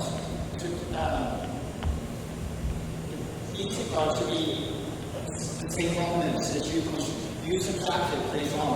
Do you expect it to be the same? I do not believe so. As I said, it depends on the response time of the lamp. But as long as we know What has to do with the response time? Okay. Physical changes they will only due to response time. So Yes. the differences you would observe. It really depends. Okay, basically in my model, what I'm saying is that the higher fluctuation we have in light intensity, the louder the sound will be. So I don't know what kind of lamp you're talking about, but if you could draw me the waveform, I can tell you which one would be louder. Well, I would imagine that, for example, if you let it 100 watts, rod has 50 watts, you will have the same 80 component, or your 80 component will be larger if you have a 60 watt. So therefore, you will have what light will be used. Even if you have the same input power, you will observe different effects afterwards, even though you have the same input power due to the direction of the light. And basically the response time, but I do not see how that is relevant in my model, because as long as we know what the AC fluctuation is the same. Let's go into your coefficients. How do you obtain coefficients? For example, the absorption coefficient. Please have a few pieces now. Yeah, for this slide 43. 47. 49. Okay, so this is basically our equation up there. Next slide, please. This is our equation. So all the constants that we use are on the right hand side. Which one would you like to know? So for example, if you take the super absorption, how much energy it absorbs? Is that if you take magic values or theoretical values? There's no component for the super absorption. That we managed to do out in our simplification of psi, where we said that it's say everything is absorbed. Yes. Okay. Because this is completely okay. So actually, if you look behind it and you shine a light, there'll be more light coming through. So everything is absorbed. So if you want to optimize my system, what would be to increase the area of students or? Okay. Optimization is the equation. So you want to decrease the radius of the jar. You want to increase the light density. You want to increase the temperature. You want to increase the clouding frequency, but not to zero, because zero is no sound. Very one short question. Can you tell us something about the time that the air needs to heat and cool down at light? What do you mean by that? You can imagine if you basically have light on the light. applying my next How long does the gear take to cool down? The hand is very, very low, so it won't stop. Very quick.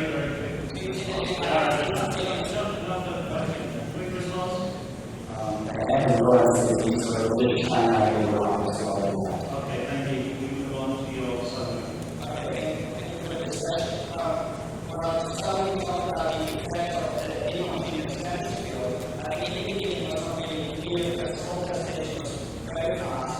And I hear the discussion that I will clarify. And we, the extent of lessons, here I come to with the reporter access, download speed, access, download lessons. He just shows his dimensions of this jar that we can measure. He just gives the dimensions for service. And with the position of the microphone hearing, if you can be sure that this microphone doesn't disturb the fluctuation of hearing, I think it is okay for it in time. And we look at what happens when you use the microphone at the same power. Here, you actually full and sound. My question is, and then at the end, we saw that the conditions and he said you measure them and then you use this to those. Thank you very much. Okay, thank you very much.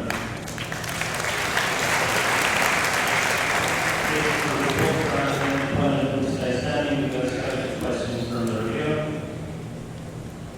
So, thanks to the report today. First question. So, we do not have any concerns for the properties of the suit, right? I do get my full version and it's like 98. So, you need that, you need to use the same platform. With a revision, doesn't mean that the sound system does not depend on the material at all.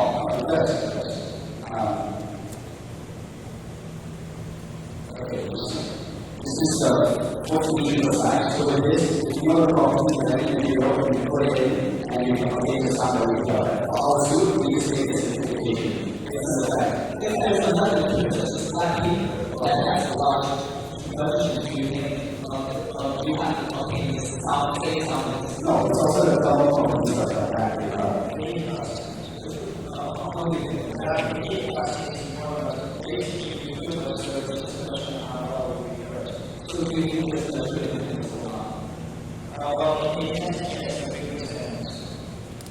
Can I just say something?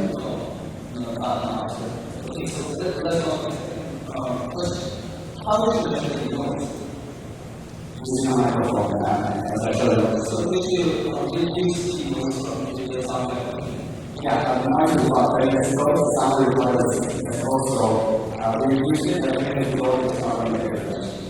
As well as the recordings. Since the sound situation, I believe there are lots of different signals from various electrical devices, and I believe that the process of going to change that more. I'm sorry, what was the question? So, I basically recorded the sound noise with an amp on, and then I recorded the sound with an amp on, and then you can see the difference. so how long can you listen from that? Sorry? How long can you listen from that? You want to do that when you remove the suit, and then you just take the microphone and see that the sound wasn't sound. So, what do you think is the effect of the shock in this call? Shock.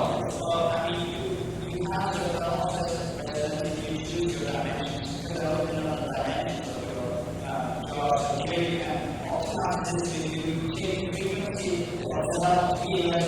So, what does the frequency of the shock? I showed that for if you want me to undercut, then the job that you did in ICM, my power brings it in. So, what is the frequency of the shock? I think it would be about like at 400.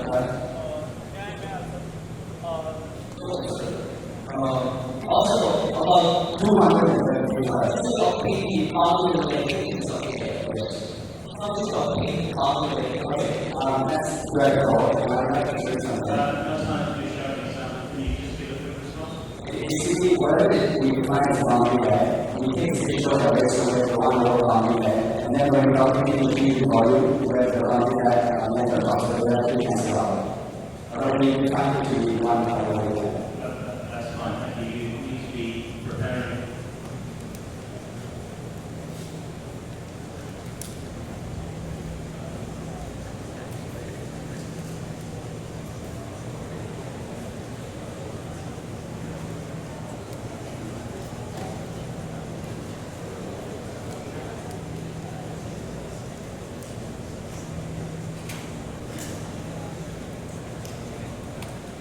Okay, time, please.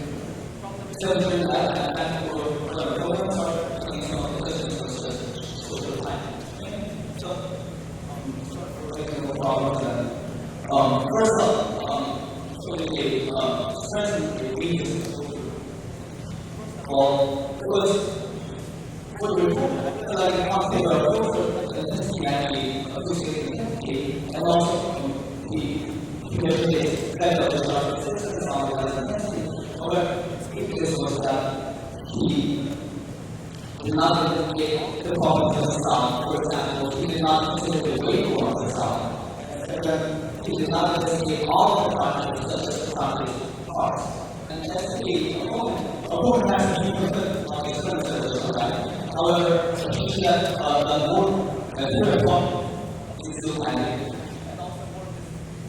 Talking about the data analysis, for example, and how was the data calculated for the unit of the mathematical. And so, going on to the classical theory, the opponent was that the still can discuss on matter, and the opponent answered that, okay, so substances is not matter, however, certainly needs improvements because no experiments were done on other materials out of the soup. And also the opponent asked about the effect versus the job history, and the opponent answered that air column was not long enough to make such a long resonance. And also the opponent asked about the social function of the soup, and the opponent answered that there was no dependence on the sample material, and I disagree. For the experiment, the opponent asked about the effect of the photodioide diameter, and the opponent said there is a dependency of the explanation was wrong, the explanation had been made for the resonance. And also, the response time is asked, and the report answered that if the response time is faster than the vibration actually increases, so we can roll out the sound. Okay, now let's go on to the next discussion points.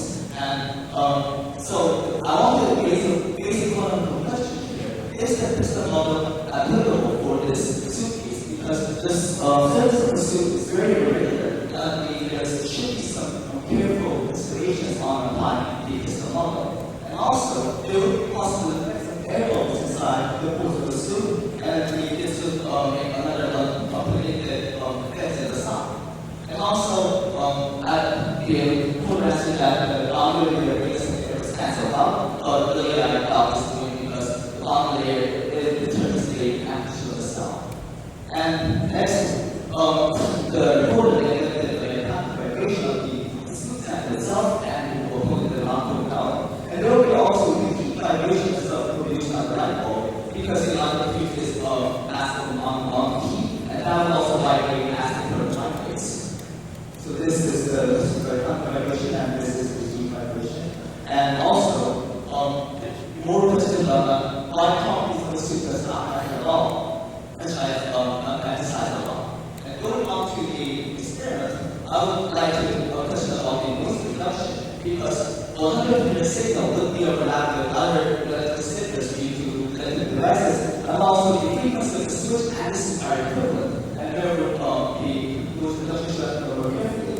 And also, the question should have to be made about the microphone frequency response because calibration to be given a lot of the spirit should be done very carefully regarding the frequency response, and also the electricity device and the FFP, and the conversion of those who are in this square and this kind of discussion should happen. Okay, thank you very much.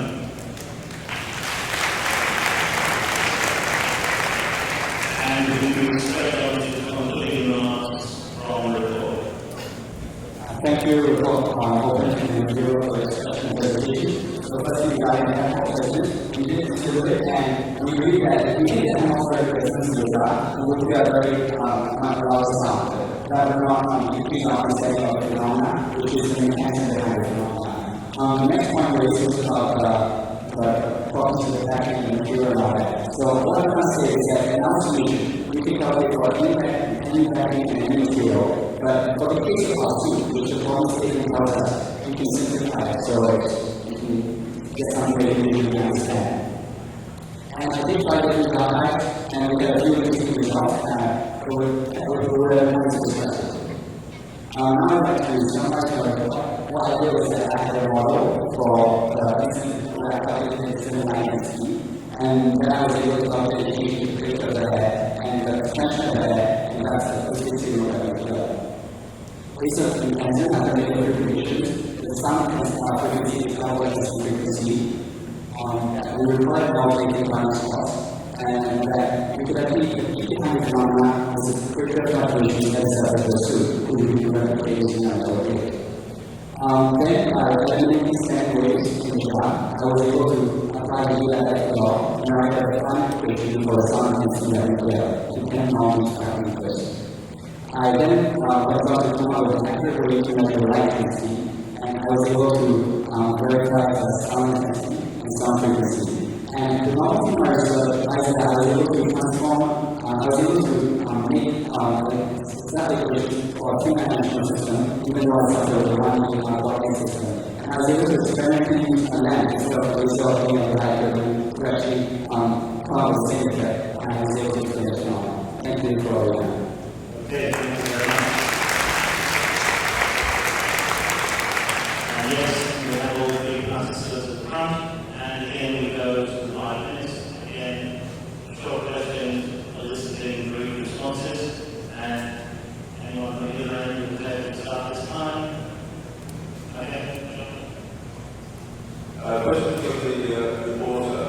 I see I'm very interested in these kind of materials. Could you say why it's so good at producing sound compared, for example, to light paint? Yeah, because soup we actually have hair molecules, soup molecules, as they will go directly on the ground. And this is a special molecule soup because then we have more cells there and boil ratio, so we can have faster rate of production and we have expansion surgery for the sound molecule. Thank you. Next. I have seen in one of your slides that the third was amplification of sound. What does it mean? Regarding the third is very much, maybe still the amplification will be very great. Are you talking about amplification of sound at all? What's amplification? Because the hole is much smaller than the radius of the dot, so by continuing equations, the hole is smaller than the displacement of that hole in the dot, so we will have a larger sound. But because of this difficulty, the very small hole sizes, we have a lower amplification. So I would expect an optimum one. We didn't say that. And the other question, what type of process corresponds with the sound amplification? Sorry? What kind of process corresponds with sound amplification in the air?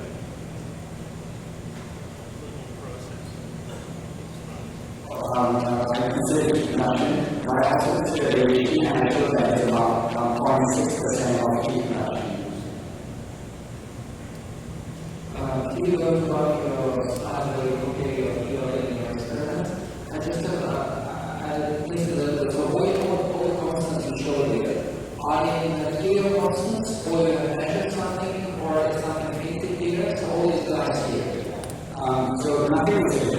Some of them represent most of our material constants such as the density of air and density of vacuum, and then some are measured such as heat on temperature and nothing fixed. Nothing fixed. And another question, slide 41. Just a very short question. Why is it possible that if you draw you have a higher total intensity, so if you iterate through the whole area that you have more light? This is the first experiment, and then if you cut, then some of the light just comes up. Because we have a dot there now, the light will reflect, and that's the whole effect. So that is the overall intensity. Okay, next. The Republic, can you just clarify your equation for complex amplitude? Is that from literature or is that from derived yourself? I derived it from the heat conduction equations, and I saw the heat conduction equations by separation of variables, which I can show you, and then with the boundary conditions, That doesn't appear in the literature. no.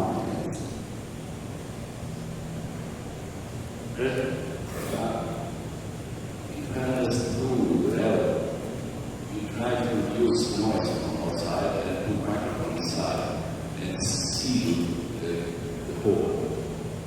you change your existing business group, what do you think?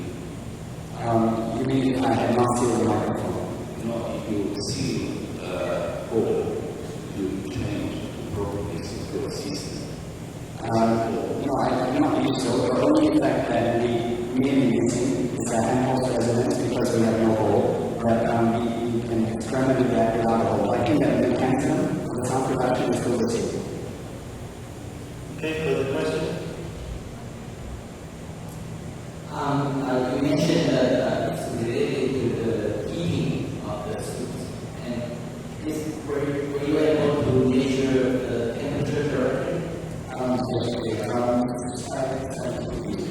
Because the suit, we investigate for large temperature ranges and the microphone is sensitive to temperature, so we don't get inside the car. Instead, we have outside the car, and we observe the freezing temperature that we expect. However, the microphone is inside the car, so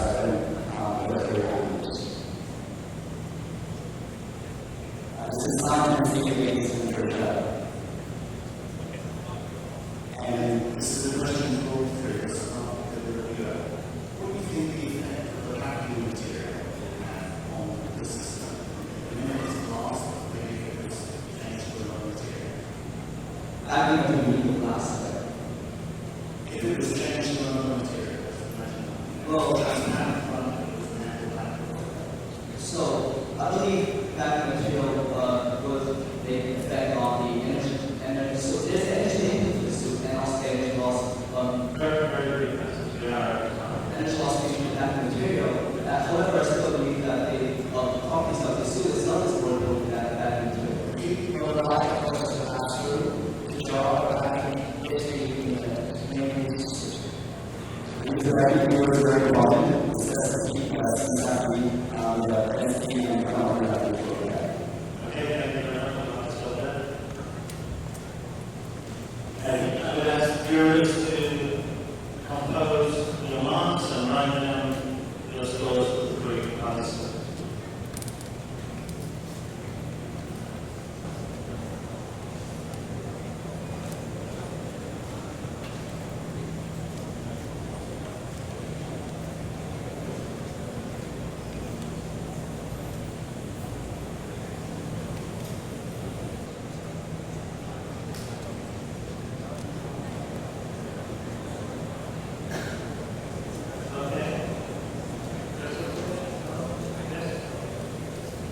Okay, all our jurors have finished compiling their marks, and so we will move straight on to the mark for the reporting team from Singapore. So can I ask all jurors to turn your mark and hold up your mark for Singapore? 8, 6, 7, 8, 7, 9, 8, 9. Moving on to the mark for the opponent. Holding up on the opponent, please.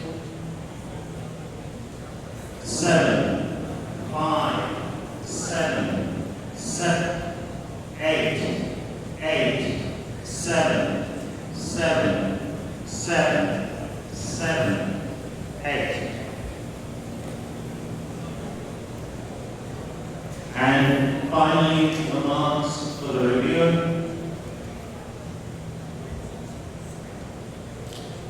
Okay, holding marks up for the reviewer, please. 8, 6, 8, 7, 8, 7, 7, 8, 7, 9. Okay, we've got a little bit of variation in some of our marks, and as we go to the reporter, we have 2 9s and a 6 as the extremes. Catherine, would you like to start by addressing your 9?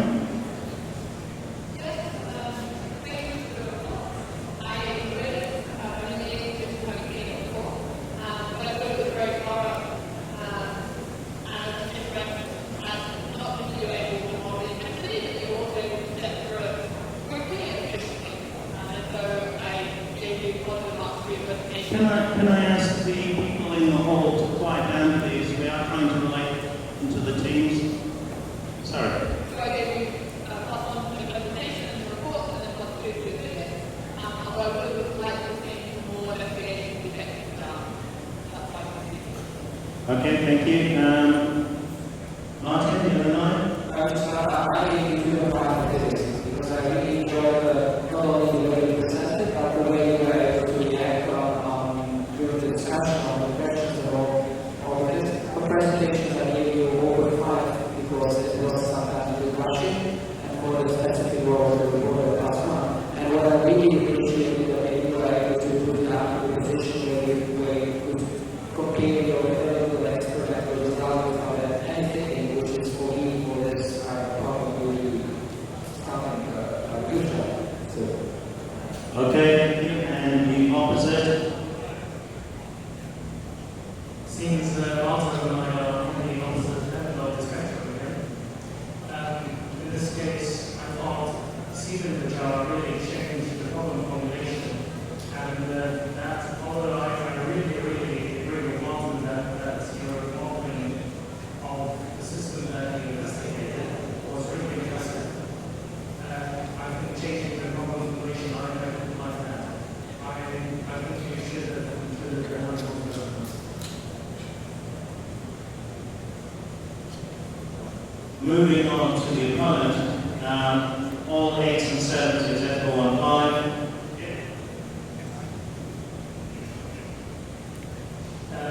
You did mention numbers of listeners, although I think you should press that point some more. Also, like you left a threat in your position. I felt that you discussed some relevant things. The suit may have been opaque, for example, when you asked if all life was resolved. So some of the points you were trying to make didn't really add up to anything. And so I thought your position in that sense was average. Thank you. And if we go to the review of Korea, we have mostly 8s and 7s. We have 1 6 and 1 9. And so, seeing at this end. Yeah, I thought the technical difficulties at the beginning shouldn't have lasted as much as they did for us. That seems to take a real long amount of time to actually get going. Because there isn't any those difficulties to actually have a presentation up. What we're wanting to hear is a discussion. We're going to see as well. It's obviously nice. I also must admit, didn't like the fact that you really were, I thought, quite disrespectful to both the teams and the owners when they asked for the quality, and you really just shot them off. Just to say more pleasantly, thank you, we have all the time. It's always been a great deal. And a final comment, let's say we had a 6, but have a 9. I gave you positive responsibility because I thought that there were many critical concepts which I've written down sort of from my perspective, which have been there, and most of them you touched on. And so for me, I gave you positive responsibility so that you can be a presentation for the reason. Okay, thank you very much. That brings us around the end of stage 2. Before everyone starts, can I please urge you to come back in 10 minutes? The lunch is meant to be at 1. The longer you take for a break, the later your lunch will be. So please, 10 minutes back in your seats. And congratulations everyone.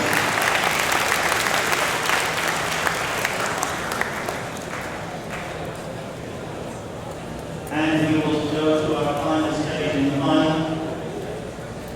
In our final stage, the team of Switzerland will be the reporter, the team of Korea will be our opponent, and the team of Singapore will review.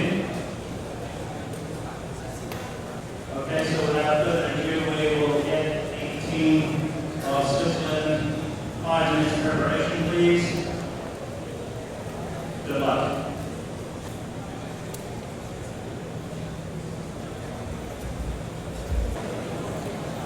range of styles that we can get to much earlier. Okay, Sidra. If we could move on straight away then, your presentation is ready? Yes. Yes, it is. Okay, we can start the time.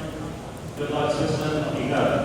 So hello everyone, and welcome you to this task, today's final. My name is Patrick Meister, and I feel honoured to do the report for Team Switzerland in this year's IYPT. So first of all, to the task of problem of 30 honeycombs. The problem tells us that we're looking at a continuous flowing stream of a fluid that has significantly high fluid viscosity, and as soon as it's being reached the ground, we'll start to exhibit a circular motion that we have to investigate. An important remark about the task is that honey is just as an example, we can also take different fluids if we want to. Therefore, I would like to first of all introduce you now to our setup. The viscous fluid is put into injection. We vary the injection nozzle diameter. Upon the injection, you can practice different ways to change and vary the flow rate. The weights are guided by the tube. You can also vary the release time, and with a scale at the bottom of the setup, you can control the flow rate. For the liquids that we use in the experiments, obviously, first of all, we conduct experiments using honey. However, honey in our eyes has significant problems because, first of all, it's a non-atomic fluid, it's actually sheer thin, so its viscosity changes once stress is applied, and I think it wouldn't be appropriate to take honey for this experiment. And also, the value of viscosity of honey is not, has a separation, we don't know it precisely, and there's several other problems with honey too. So we decided not to take honey, but rather to take silicon oil, because silicon oil is a more Newtonian-like fluid, viscous fluid, that has a constant viscosity, and also it can be productive with a mellow value of viscosity. Many viscosities were available, we had another further parameter that we could vary. So now I'd like to show you a nice quick video that filmed a private impression that actually shows the phenomenon itself. Just a matter of fact, originally part of the bottom section is called the tail, and the coil section itself is also called the coil. So here you can see the circular motion is described in the task. Have to investigate why this motion occurs. First of all, look at the explanation phenomenon. Thus, we have to look at the initial process. Here you can see in this scientific video the tail falls towards the surface. First of all, it obviously impacts on the surface. And more of what we actually like to flow downwards, however, we want to flow outwards due to the high viscosity of the material, and thus this results in pressure status inside the tail. Due to this, the tail itself undergoes so-called self-buckling without thinking that we can see here in the video. And from this, the tail will be bent outwards and laid on the ground. However, it will not flow outwards forever since this stress is pulling back. And thus, due to this stress to reverse its direction, it falls in on itself. From this position, it can start a coiling motion. And we can generally say that the circular coiling motion is the optimal distribution of physics stresses inside the filament. Now, another thing that we realize quite quickly is that as you enlarge the release time, the coiling frequency increases very rapidly. So we want to see what is the quantitative data reveal. Here we have a plot of the coiling frequency versus the release time. And you can see interestingly that there seem to be three different sections in this plot. It was more interesting to each different section you can make a different type of coiling. The first one we have a lot of slow coiling. The second one we have a fast coiling, which I already was called hill that can be built up that is stable. And the last one we have a coiling that is very fast and it will build up a power that will eventually collapse under its own weight. And this is the three so-called regimes that different makes. The first is called the viscous regime, the second one is called the gravitational regime, the last one is called the inertial regime. For our basic theoretical approach, we want to know which are the flowing forces in each regime. And basically conducting the experiment with our setup is just the same thing as if you take an infinite tail for an infinite height and bringing the bottom in further. So we can determine the forces by the characteristics of the tail that it has in each section. And for the viscous regime, we can say that the tail is still very thick and doesn't move so fast, and viscous stresses are going in this regime. So in this part of the table, we'll end up with viscous coiling. Then in the second part where we have the rotational regime, we will the gravity is now start to pull stronger on the viscous material, and you continue to accelerate as the cross section decreases, and their gravitational force is equal to the viscous force. So this part of the table will end up with gravitational coiling. And at last, in the inertial regime, the net acceleration of the net acceleration tends to zero because this expresses and gravitational force is about equal, and then we will end up with inertial coiling. Now we can run the general relation to know that every rotational system, the angular velocity, so the radial velocity divided by the radius, what can also be expressed in terms of the frequency. And we can basically say that the velocity is the velocity that K has right before it's connected to the coil, or we can derive the continuity equation. We can put everything together and we can derive the relation for the coiling frequency. It has to be true in general for every type of coiling. And now with the experiment setup that I introduced earlier, we can verify this with measurements and we can have a coiling versus the ratio that we just derived. We can see overall regimes we have a very accurate prediction. However, for this we always measure the radius of the coil, and if you now look at this graph where we have the radius of the coil versus the form height, we can see something that is actually quite counterintuitive, because first of all you increase and they decrease again, so actually we make much more precise predictions we know on what does the coil rate depend on each regime. Therefore, I would now like to introduce to you the bending form. I mean, if you imagine any rod that wants to bend over, so the curvature you have to find a so-called bending form. And this bending form is the curvature times the stiffness, whereas the stiffness is also the Young's modulus times the second order of the inertia of the area. And since in our case we're mainly dealing with circular tail shapes, we know that was the modulus of the inertia of the area at least for this case. And the problem was, since we're dealing with viscous fluids don't actually have the Young's modulus that has sort of viscosity, and we can basically say that the viscosity is proportional to the rate of shearing in the coil itself. So we can put it together and we derive what the bending for viscous fluid will have to be. Now to apply this scheme for the viscous fluid, you remember this one is the one where the coil is really not so fast. So we can basically state that the cell volume is not perturbed, and as soon as this beam reaches the ground, something will push outwards. However, the bending force will be equilibrated as soon as it reaches the coiling section. So this is the torque due to buckling in the coil is equal to the bending. And now since we know what the buckling force is, we can see that the stiffness cancels, and we simply end up with the relation for the radius is proportional to the release amount. Now, we this one that I showed earlier, we can actually see that in this regime, this force is literally which is predicted. And now we can take our original general relation that we have earlier now that we know upon what the radius is of this regime depends. We can put it together and we end up with an area with the prediction for coil frequency in the viscous regime, which we can now test. So in this one, we can see the coil frequency plot versus the ratio that we just we can see overall in the viscous regime we have a linear effect, and it is it's just the way we have proposed it. Now next we move on to the gravitational regime. The gravitational regime is a regime in which coiling is going faster, so that means the cell buckling is perturbed, and we now can no longer look at the cell buckling anymore. But what we can look at is basically gravity is the main force for this, is the main force acting in this regime. We can then look at the power that is put into the length of filament, which is just enough to make into one revolution, and we can compare the power input to gravity to pound for the bending of this filament.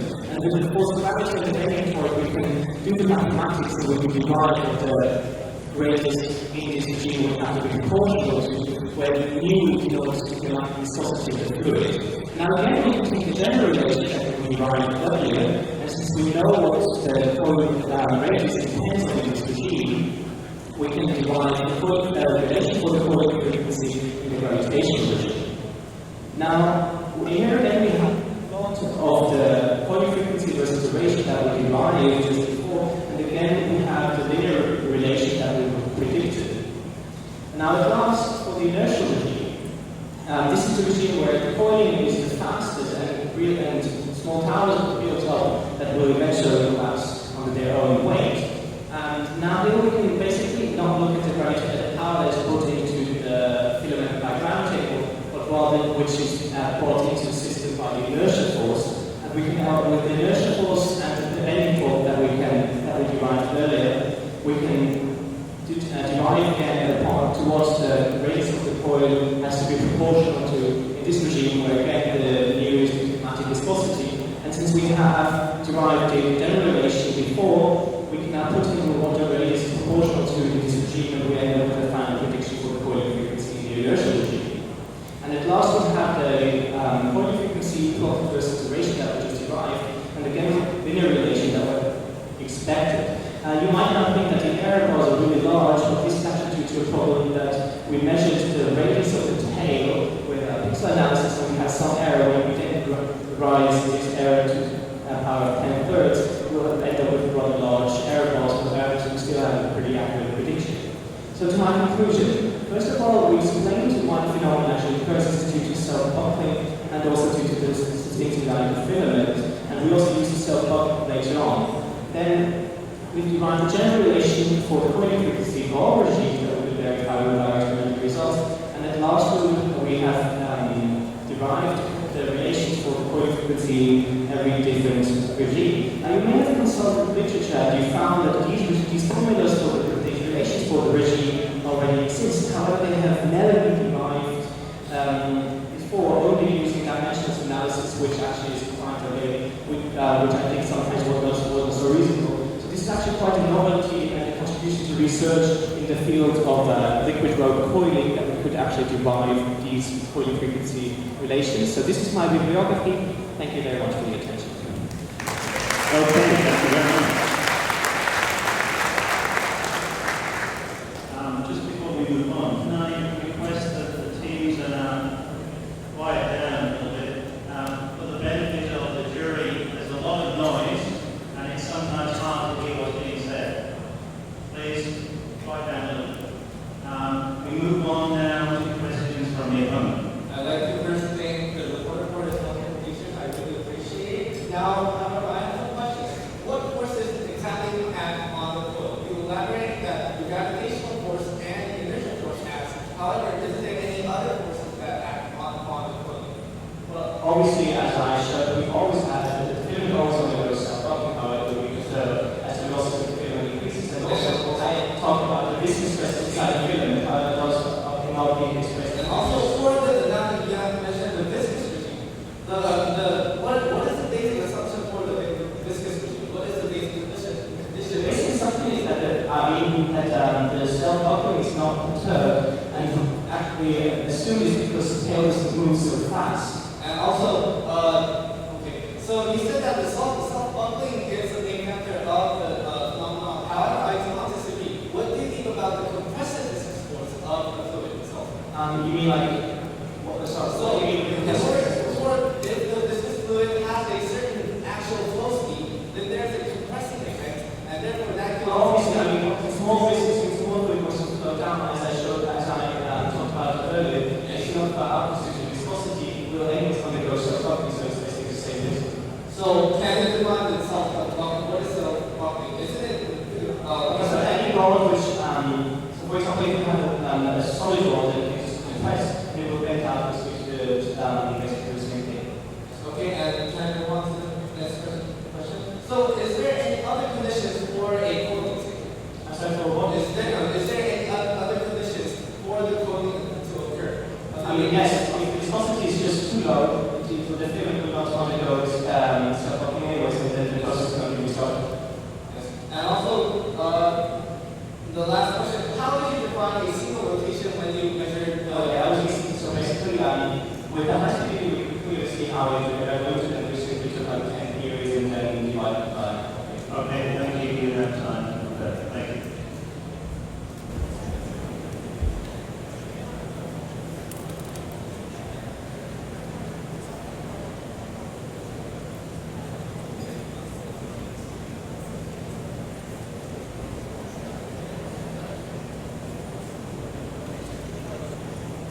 Okay, so let us start.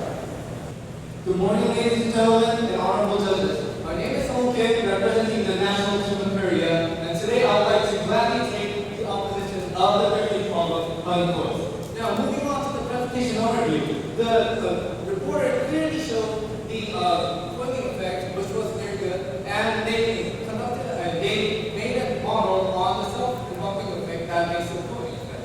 And they divided three cooling regimes, which was the viscous, gravitational, and inertial regime. However, the boundaries of those three regimes were not clear enough, and so therefore more elaboration should be needed. And also, they have elaborated more on the dominant force in each regime. However, they have missed some dominant force, such as the injection force, which actually connects to the compressive force of the viscous liquid that actually makes the motion in the viscous regime. And also, they made the general relation for cooling motion. However, they have neglected some assumptions about the curvature of the liquid coil that should have been considered in the gravitational regime. Also, they have conducted an experiment on the viscous regime cooling frequency, and they also had a gravitational regime cooling frequency experiment, which had a great linear relationship shown. Also, they have conducted an experiment on the inertial regime coil, and they looked at the frequency, and finally, they concluded that there is a linear relationship proven. However, there was not that much of an insufficient explanation, and therefore, more discussion should be done. So, some suggestion points is that, for example, the precise measurement of cooling frequencies should have been done since we could easily observe large error bars in the y-axis. And also, better adjusted camera angle, for example, could also have a good, better effect on measuring the scale of the tail radius. And also, humidity might also affect the viscosity, and therefore they could have also mentioned about the humidity control. So, now, moving on to the discussion, the problem states that the thin downward flow of viscous liquid, such as honeycomb, turns itself into circular coils, and they say to study and explain this phenomenon. However, they did not explain more detail, and therefore we must discuss about this point. And I would like to invite. Can I just add something to the humidity control? Yes. I think that humidity would be made for some viscosity, would have made for some viscosity about the temperature, and we really should be able to control the temperature. Well, actually, for the silicon, it might be true. Well, that also needs to be experimental justification. However, for honey, the humidity is also known to have an effect on the viscosity, so that is why. Well, I think it would definitely be useful nowadays. And also, the problem is that the thin downward flow of viscous liquid makes it cooling. Could you define the term thin? Well, actually, I just say that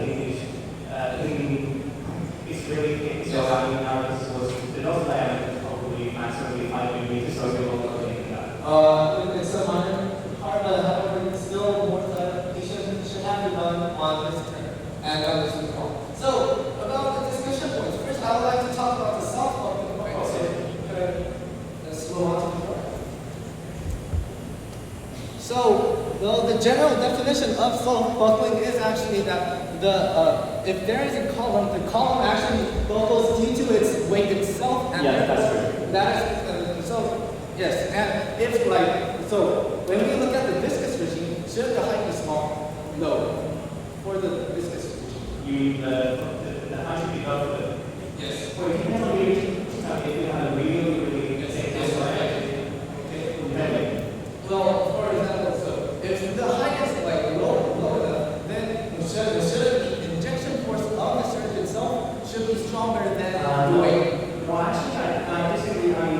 I just did an experiment where I had the right ball surface, and then the cable just accelerated enough to undergo self-buckling, and it would just flow into the fluid. So I think that's actually individual. So, then can I see the slide how you derive the frequency of the viscous regime? Yes, of course.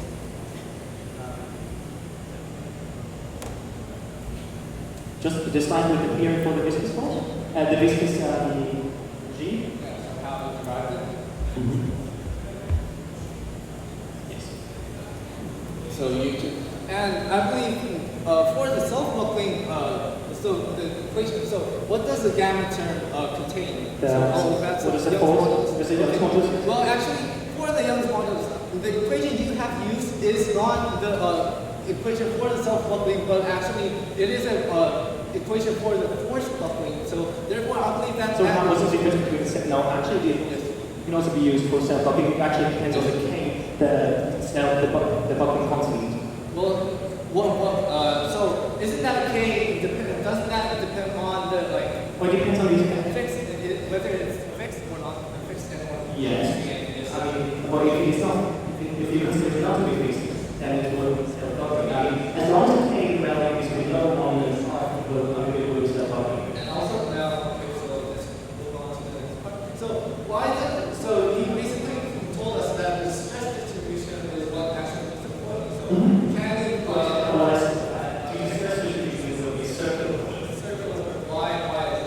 If you have like, if this is a tail that you let up and it was covered, it is actually optimal to not be something like that. Instead, here, this is for the stress will be greater because the distance stress will be higher. So this is not optimal for the figures that it will rather tend to have. Excuse me, can I remind you to stand back so that you can see what you've got? Thank you. Then couldn't the tail have this kind of shape also?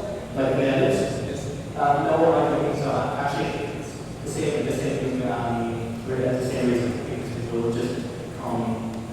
Well, for example, so basically, and basically, I am just thinking about this point because the viscosity acts as a resisting force of the bending axis.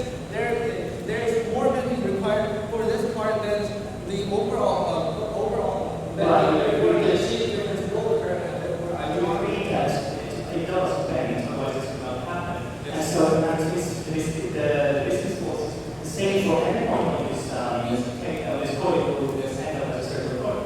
Well, it would depend on the height and that is why. And now let's move on to the gravitational energy.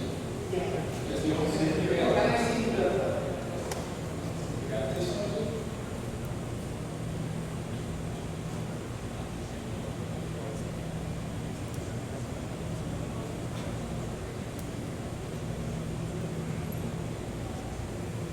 Yes, over there. So basically, for the gravitational regime, you can see that in order to apply the bending moment and the equation, so the basic assumption is that the coil radius and the curvature of the tail must be the same. The coil radius and the curvature of the tail is a coil radius because this basically describes how far it's bent outwards, and the farthest bent outwards at this point will be made out. It's the same as. This curvature and the radius of this one is the same. I believe so. Can I see the observation of the gravitational? Yes.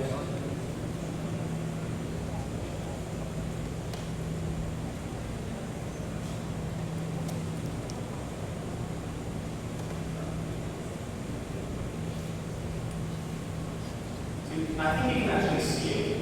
It is seen here, but you can see it. Well, for example, like these parts over here, you can see that it's not like quite the same the curvature is. And I believe that this, as I said, that we have made a contribution to the previous researches.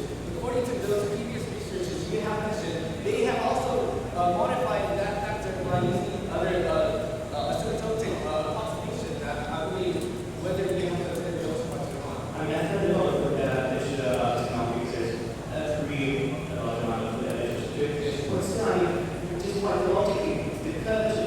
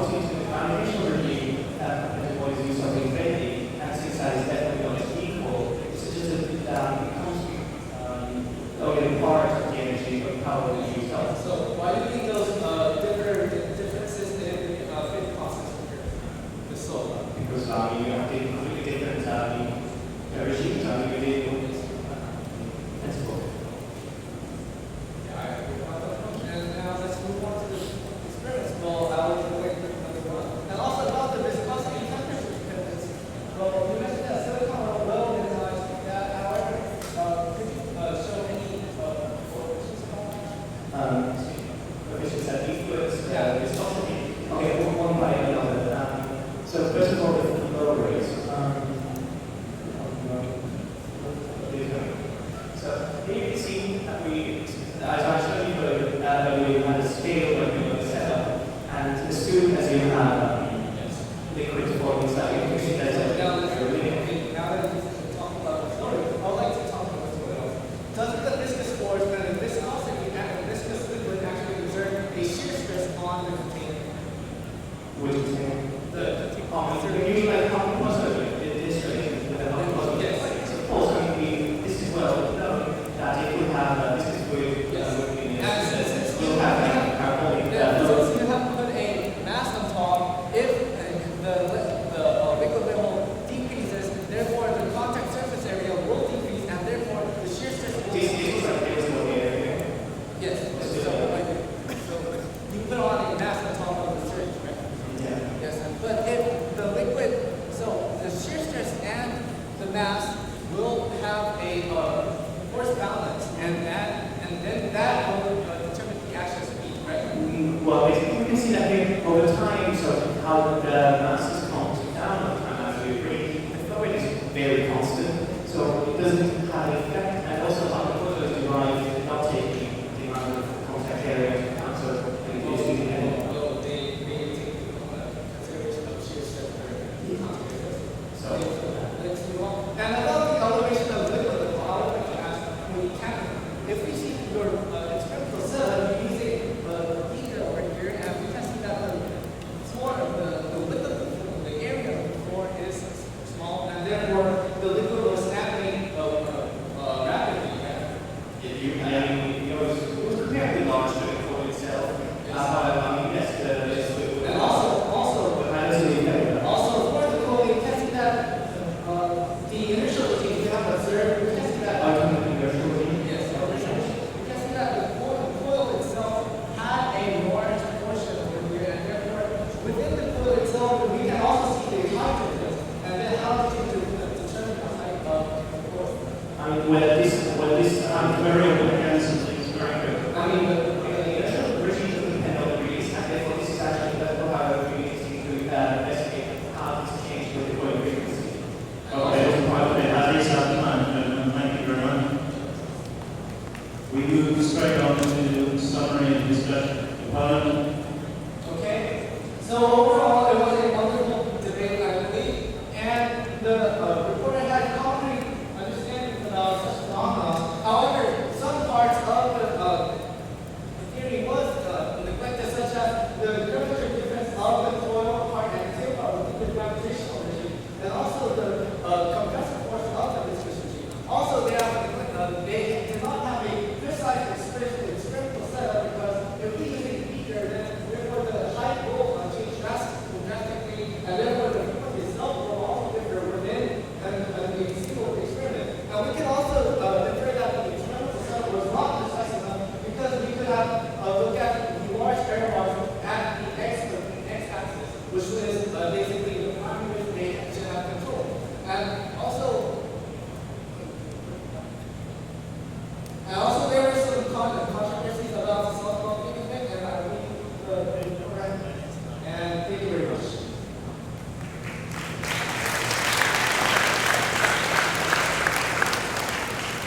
And so we can move straight on to questions from the reviewer, the opponent, and the reporter. Okay, so thank you, reporter, for the discussion. First, I would like to ask the reporter, how much do you think the viscosity will change based on temperature? So if you increase the temperature, then it changes. Obviously, it depends on the material. However, actually for our material, we even have a coefficient. So we only have the ratio of viscosity and it's just it depends on the material. So we're able to change the temperature. Okay, let me move on. Can you slide for me? Slide 14.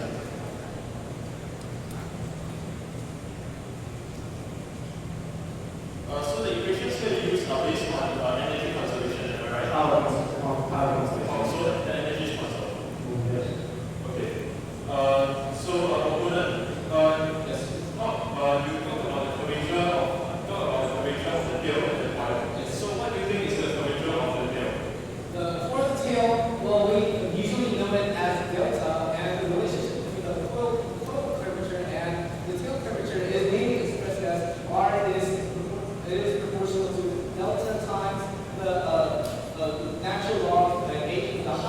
divided by the square, so that's just something we can see in the shades much more complicated because it depends with dimensions as numbers. Can you go to slide 17? Sorry, slide 7? 17. 17, yes.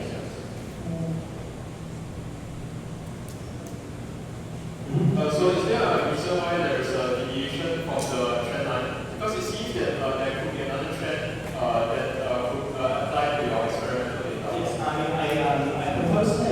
proposed a linear relation which goes to the Fourier origin. So we fixed the trend line Fourier origin and overall we can see today. Can I ask what are the sources of the error bars? Yes, mainly we measured the tail diameter, which is very important for this regime, with pixel analysis, and I think I was sometimes didn't have enough, we didn't have enough resolution, and if you reason the tail raise to the power and it will become quite large here. Okay, thank you.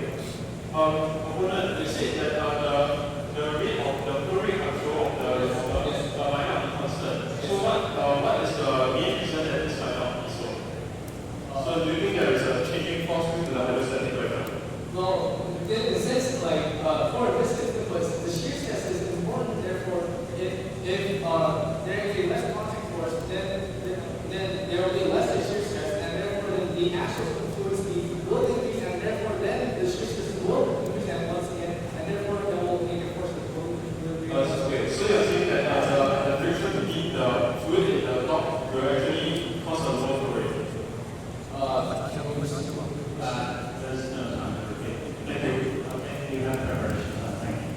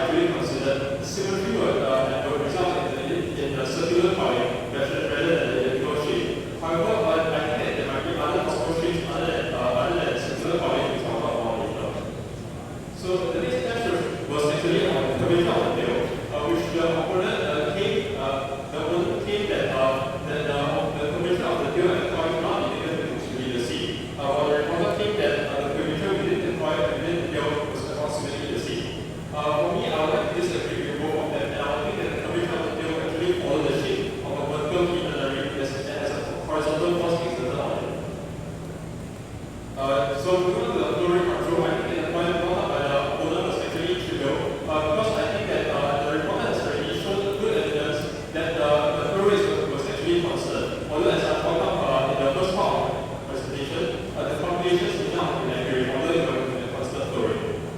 So moving on to some of the dispoints by both the reporter and the opponent. Firstly, the reporter was unable to predict the regime boundaries, and I think that this will be very interesting. Want to know at what regimes, what kind of flow velocities will we see gravitational, and what sort of flow velocities will we see different forces coming into play.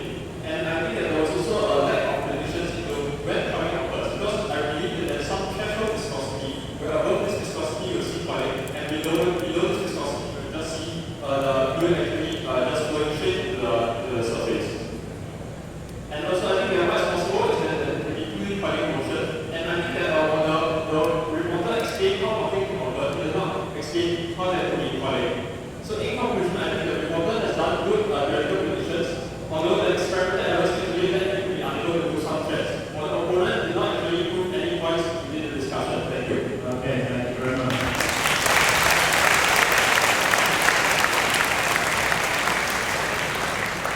And moving straight on to concluding remarks from the report. So thank you very much for the interesting discussion and the really, I think there were some points of misunderstanding. First of all, I think we narrowed all the parameters, including the viscosity, since we have many reasons for it. Secondly, we also, I think the experiment with the scale is a good way to control the flow rate. And I showed it now to the points that the review found that you missed. You can see that actually also conducted experiment with a 2D filament, so actually this is possible and we showed it as well. And now, for my final remarks,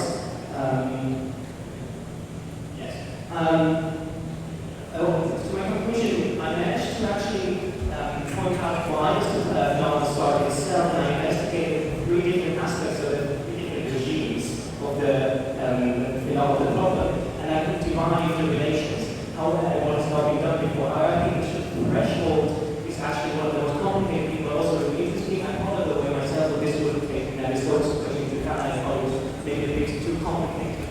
Now, the second thing, another thing I want to show you is that this phenomenon also occurs in nature. For example, in lava, which is actually also a viscous fluid if it is hot enough, and it can also occur in chocolate. It's always really nice to see for Swiss people, right? And another thing that we could do is actually the density of our viscous material was just below the density of water, so we thought that why not conduct this coiling phenomenon on the surface of water. This is what we tried. We had here we have a beaker filled with water, and as the table of all the tellers penetrate through the surface, but soon we will start to actually start this coiling process. Yes. So this is actually one of the experiments that we that are really easy to see. So thank you very much for your attention.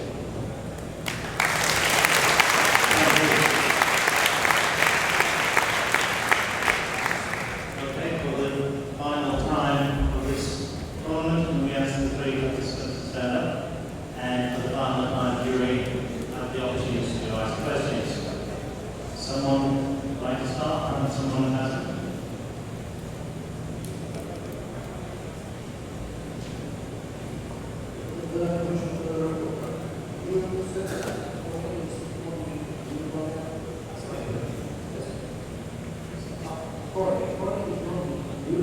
Yes, it's true. So, On the stress, yes. but in your formulations, there is parameter which is also viscosity, which is how you make a table chart. Which is According to the formulations. I'm sorry, I don't know. You have parameter. I think we need to move on. There's of course trouble understanding of things there. Please, come on. Can you show me slide 14?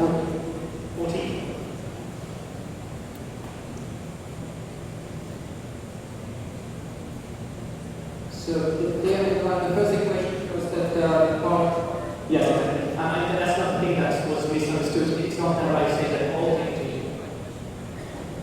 So the deducing back from your experimental results, what coefficient would be coming back here? So what would be the ratio of the other two powers? Actually, it was a question I thought about too. It's about between 20% and 30%. Okay, and then a quick follow-up question. So how can you know that if you change the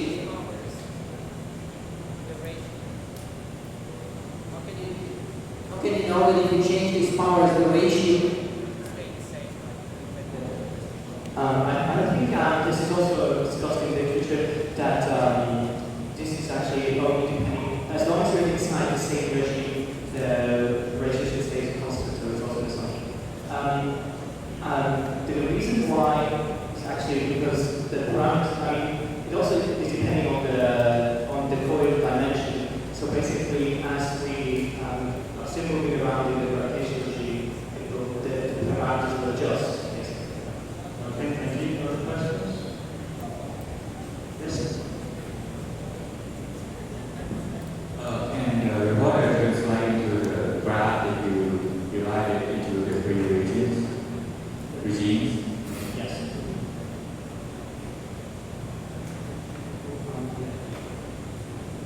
You have your data. Yes, this one. Yeah, the last regime, I think it's initial regime, right? Yes. It seems like there's some flat area at the bottom.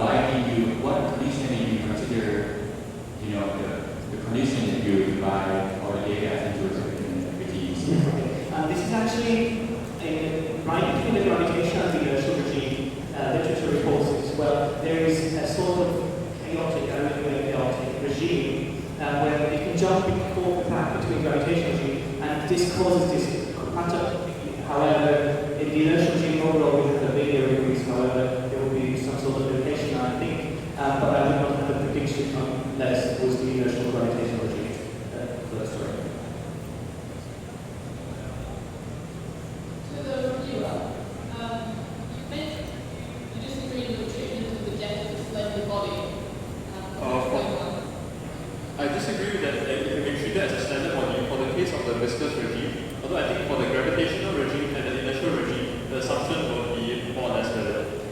Which assumption results from being a standard body? When you assume that it's a standard body, it means that the shear stresses actually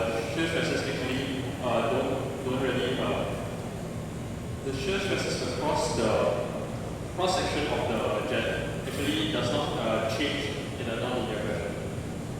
Okay, thank you. Other questions? The question to the reviewer. You're right, that weighting is not accurate measurement of the flow rate. What's the reason? Sorry if I didn't explain that.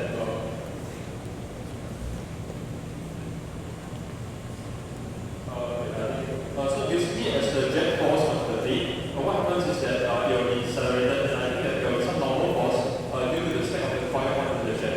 So this normal force means that there's an additional force onto the wing balance, and this might result in the calculations will not be accurate. Okay, we do have to end there, so please do sit down. And Jerry, please be compiling your grades for the final time this year.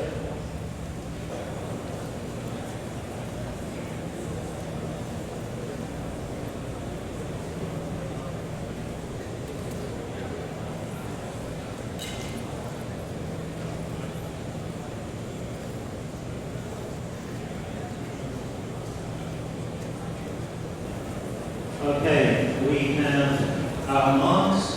If you would, first of all, raise your scorecards to show the mark for the reporting team from Switzerland. So into the air, please, for Switzerland.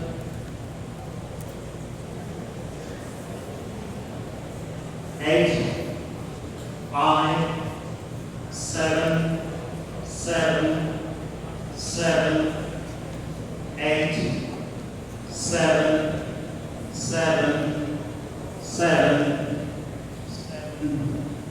7.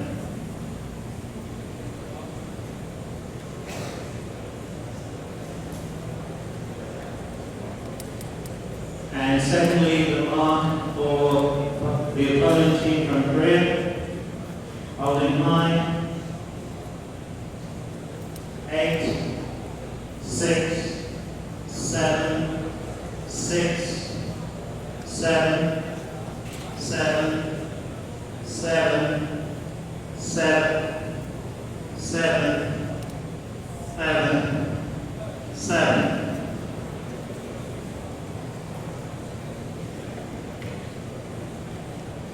And for our final scores in the final, can you prepare your marks for the review team from Singapore and raise them into the air?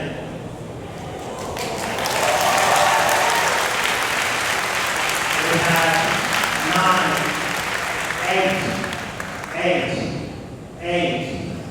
7, 9, 8, 10.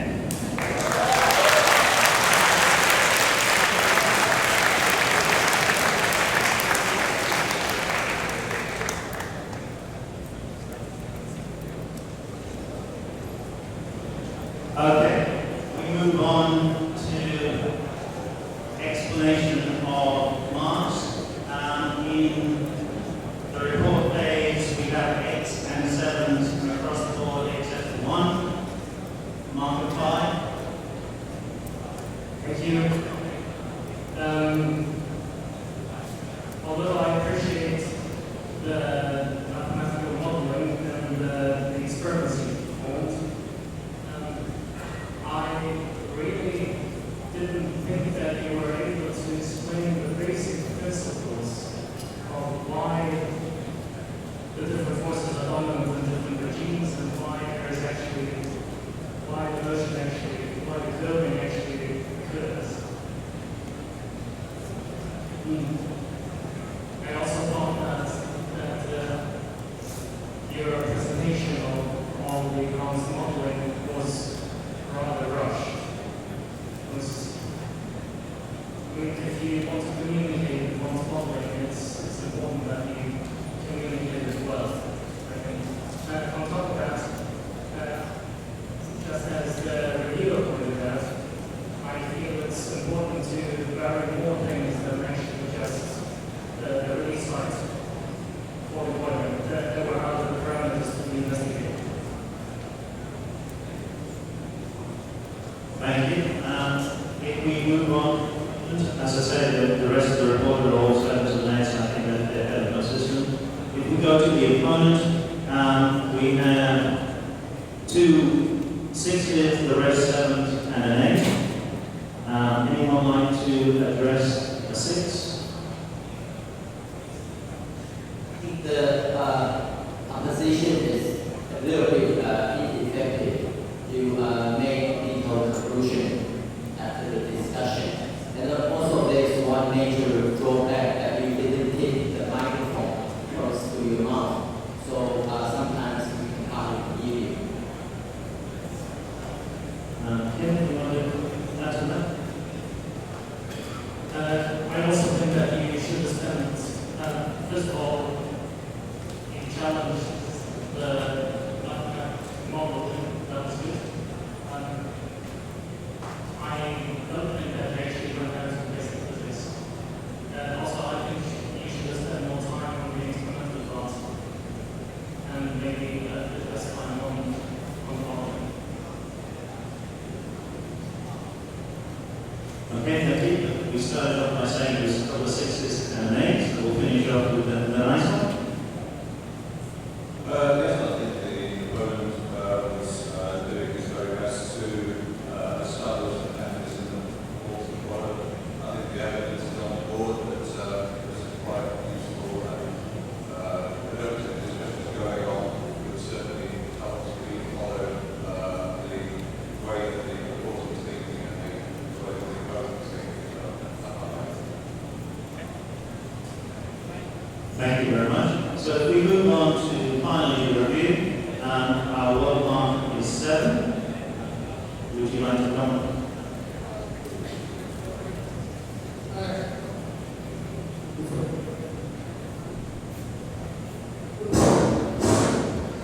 So I can run specific decision. Will you just have,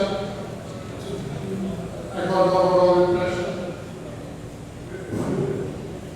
I will not find enough points to justify all important tomorrow. So that is specific.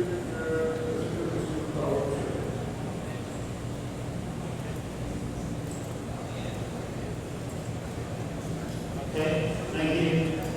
And very appropriate, perhaps finished. Our high mark for the review was the review mark of 10. There were two reasons I gave you a 10. The first one was very exciting because that was better than I've given. It was a better review than I've given 9. So it's got to be consistent. And in order to be consistent, I thought I had to give you a 10, but I was give you a 9. But also, I had a list of questions and points which I wanted to address, and you hit most of them. So I thought it was comprehensive and quite thorough.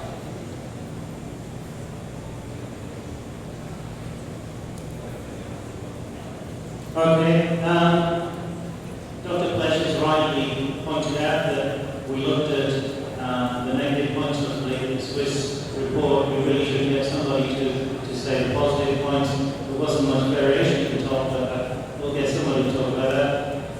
Professor Lovejoy?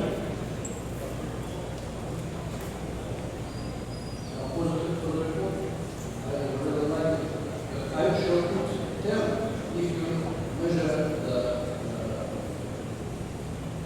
viscosity against the stress.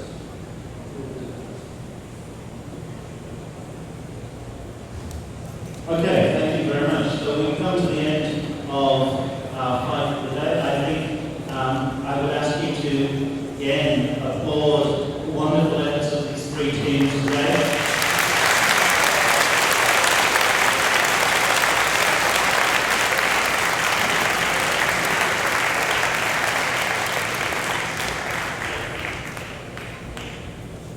At this stage, obviously, we have got processing to do with marks. Our intention is to double check everything and then make a statement about the scores. I'm sure many of the teams out there have already worked out what they think the result is, and so hopefully we're going to be able to get those checked in a moment. While that's going on, I'd like to say a few general thank yous, and of course, starting with the jurors in front of us today. It's never an easy thing to sit in front of these three very strong teams and try to mark them to separate them.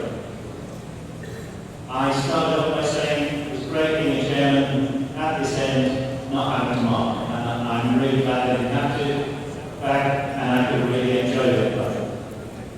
So please show your appreciation for the jurors. They've done a hard job, and thank you.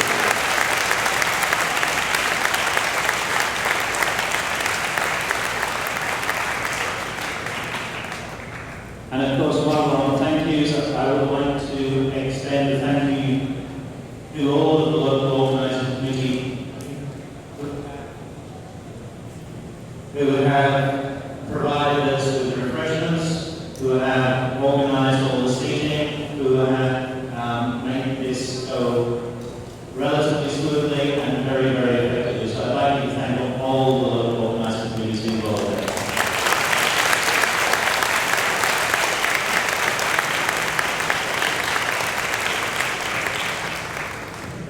While they're checking those marks, which in this digital age shouldn't take too long, but obviously we need to be very, very careful that everything is correct.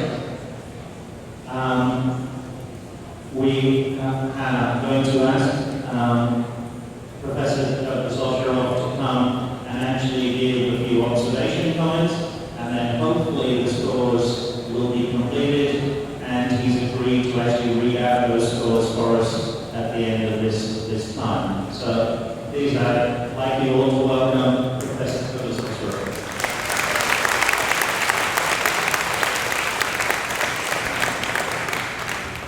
I can't remember that I actually agreed to do all of what you're asking me to do right now.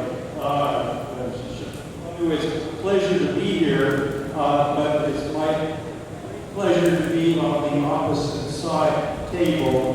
These brave young lads and lasses, I think that these were very complicated questions that we were addressing today, and I think that it was really, for me, a remarkable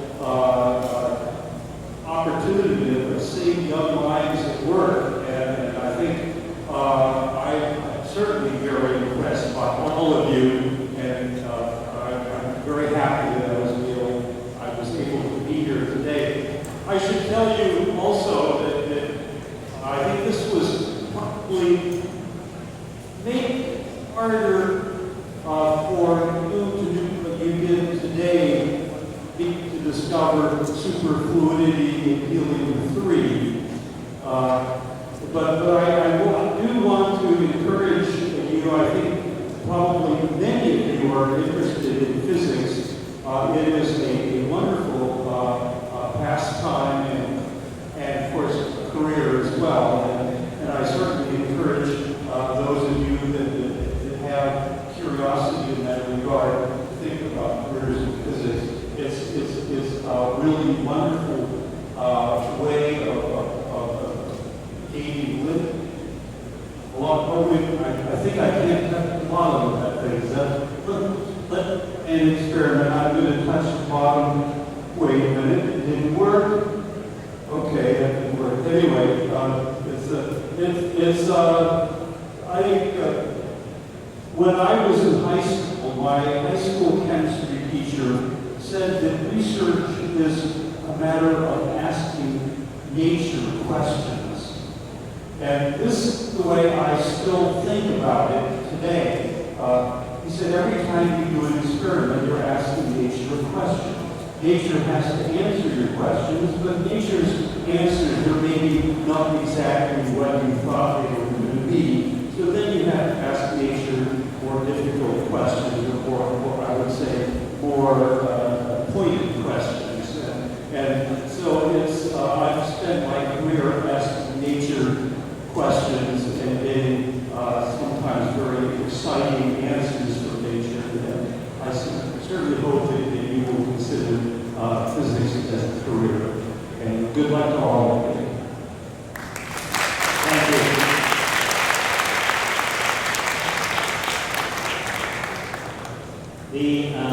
I have no idea what's in terms of, but it should be 3 names and 3 numbers. This is really the hard part. Okay, that's right. It's just one piece of paper. Okay, number 1, Singapore, 47.4. Number 2, Korea, 43.7. And number 3, Switzerland, 42.8. Congratulations to all.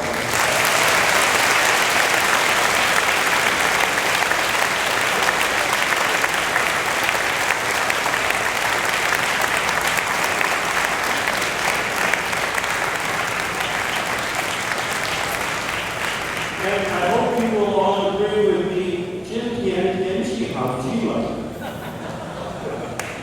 Thank you. Thank you.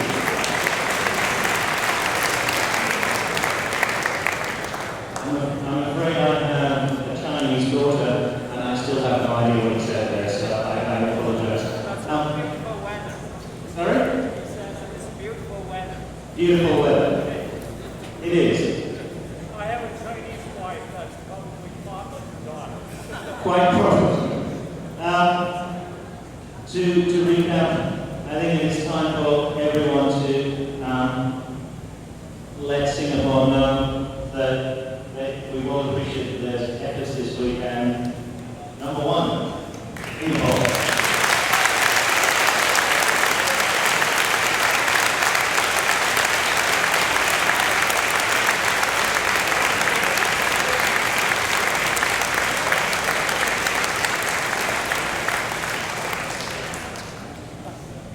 Okay, and heading on to the very important things now, lunch.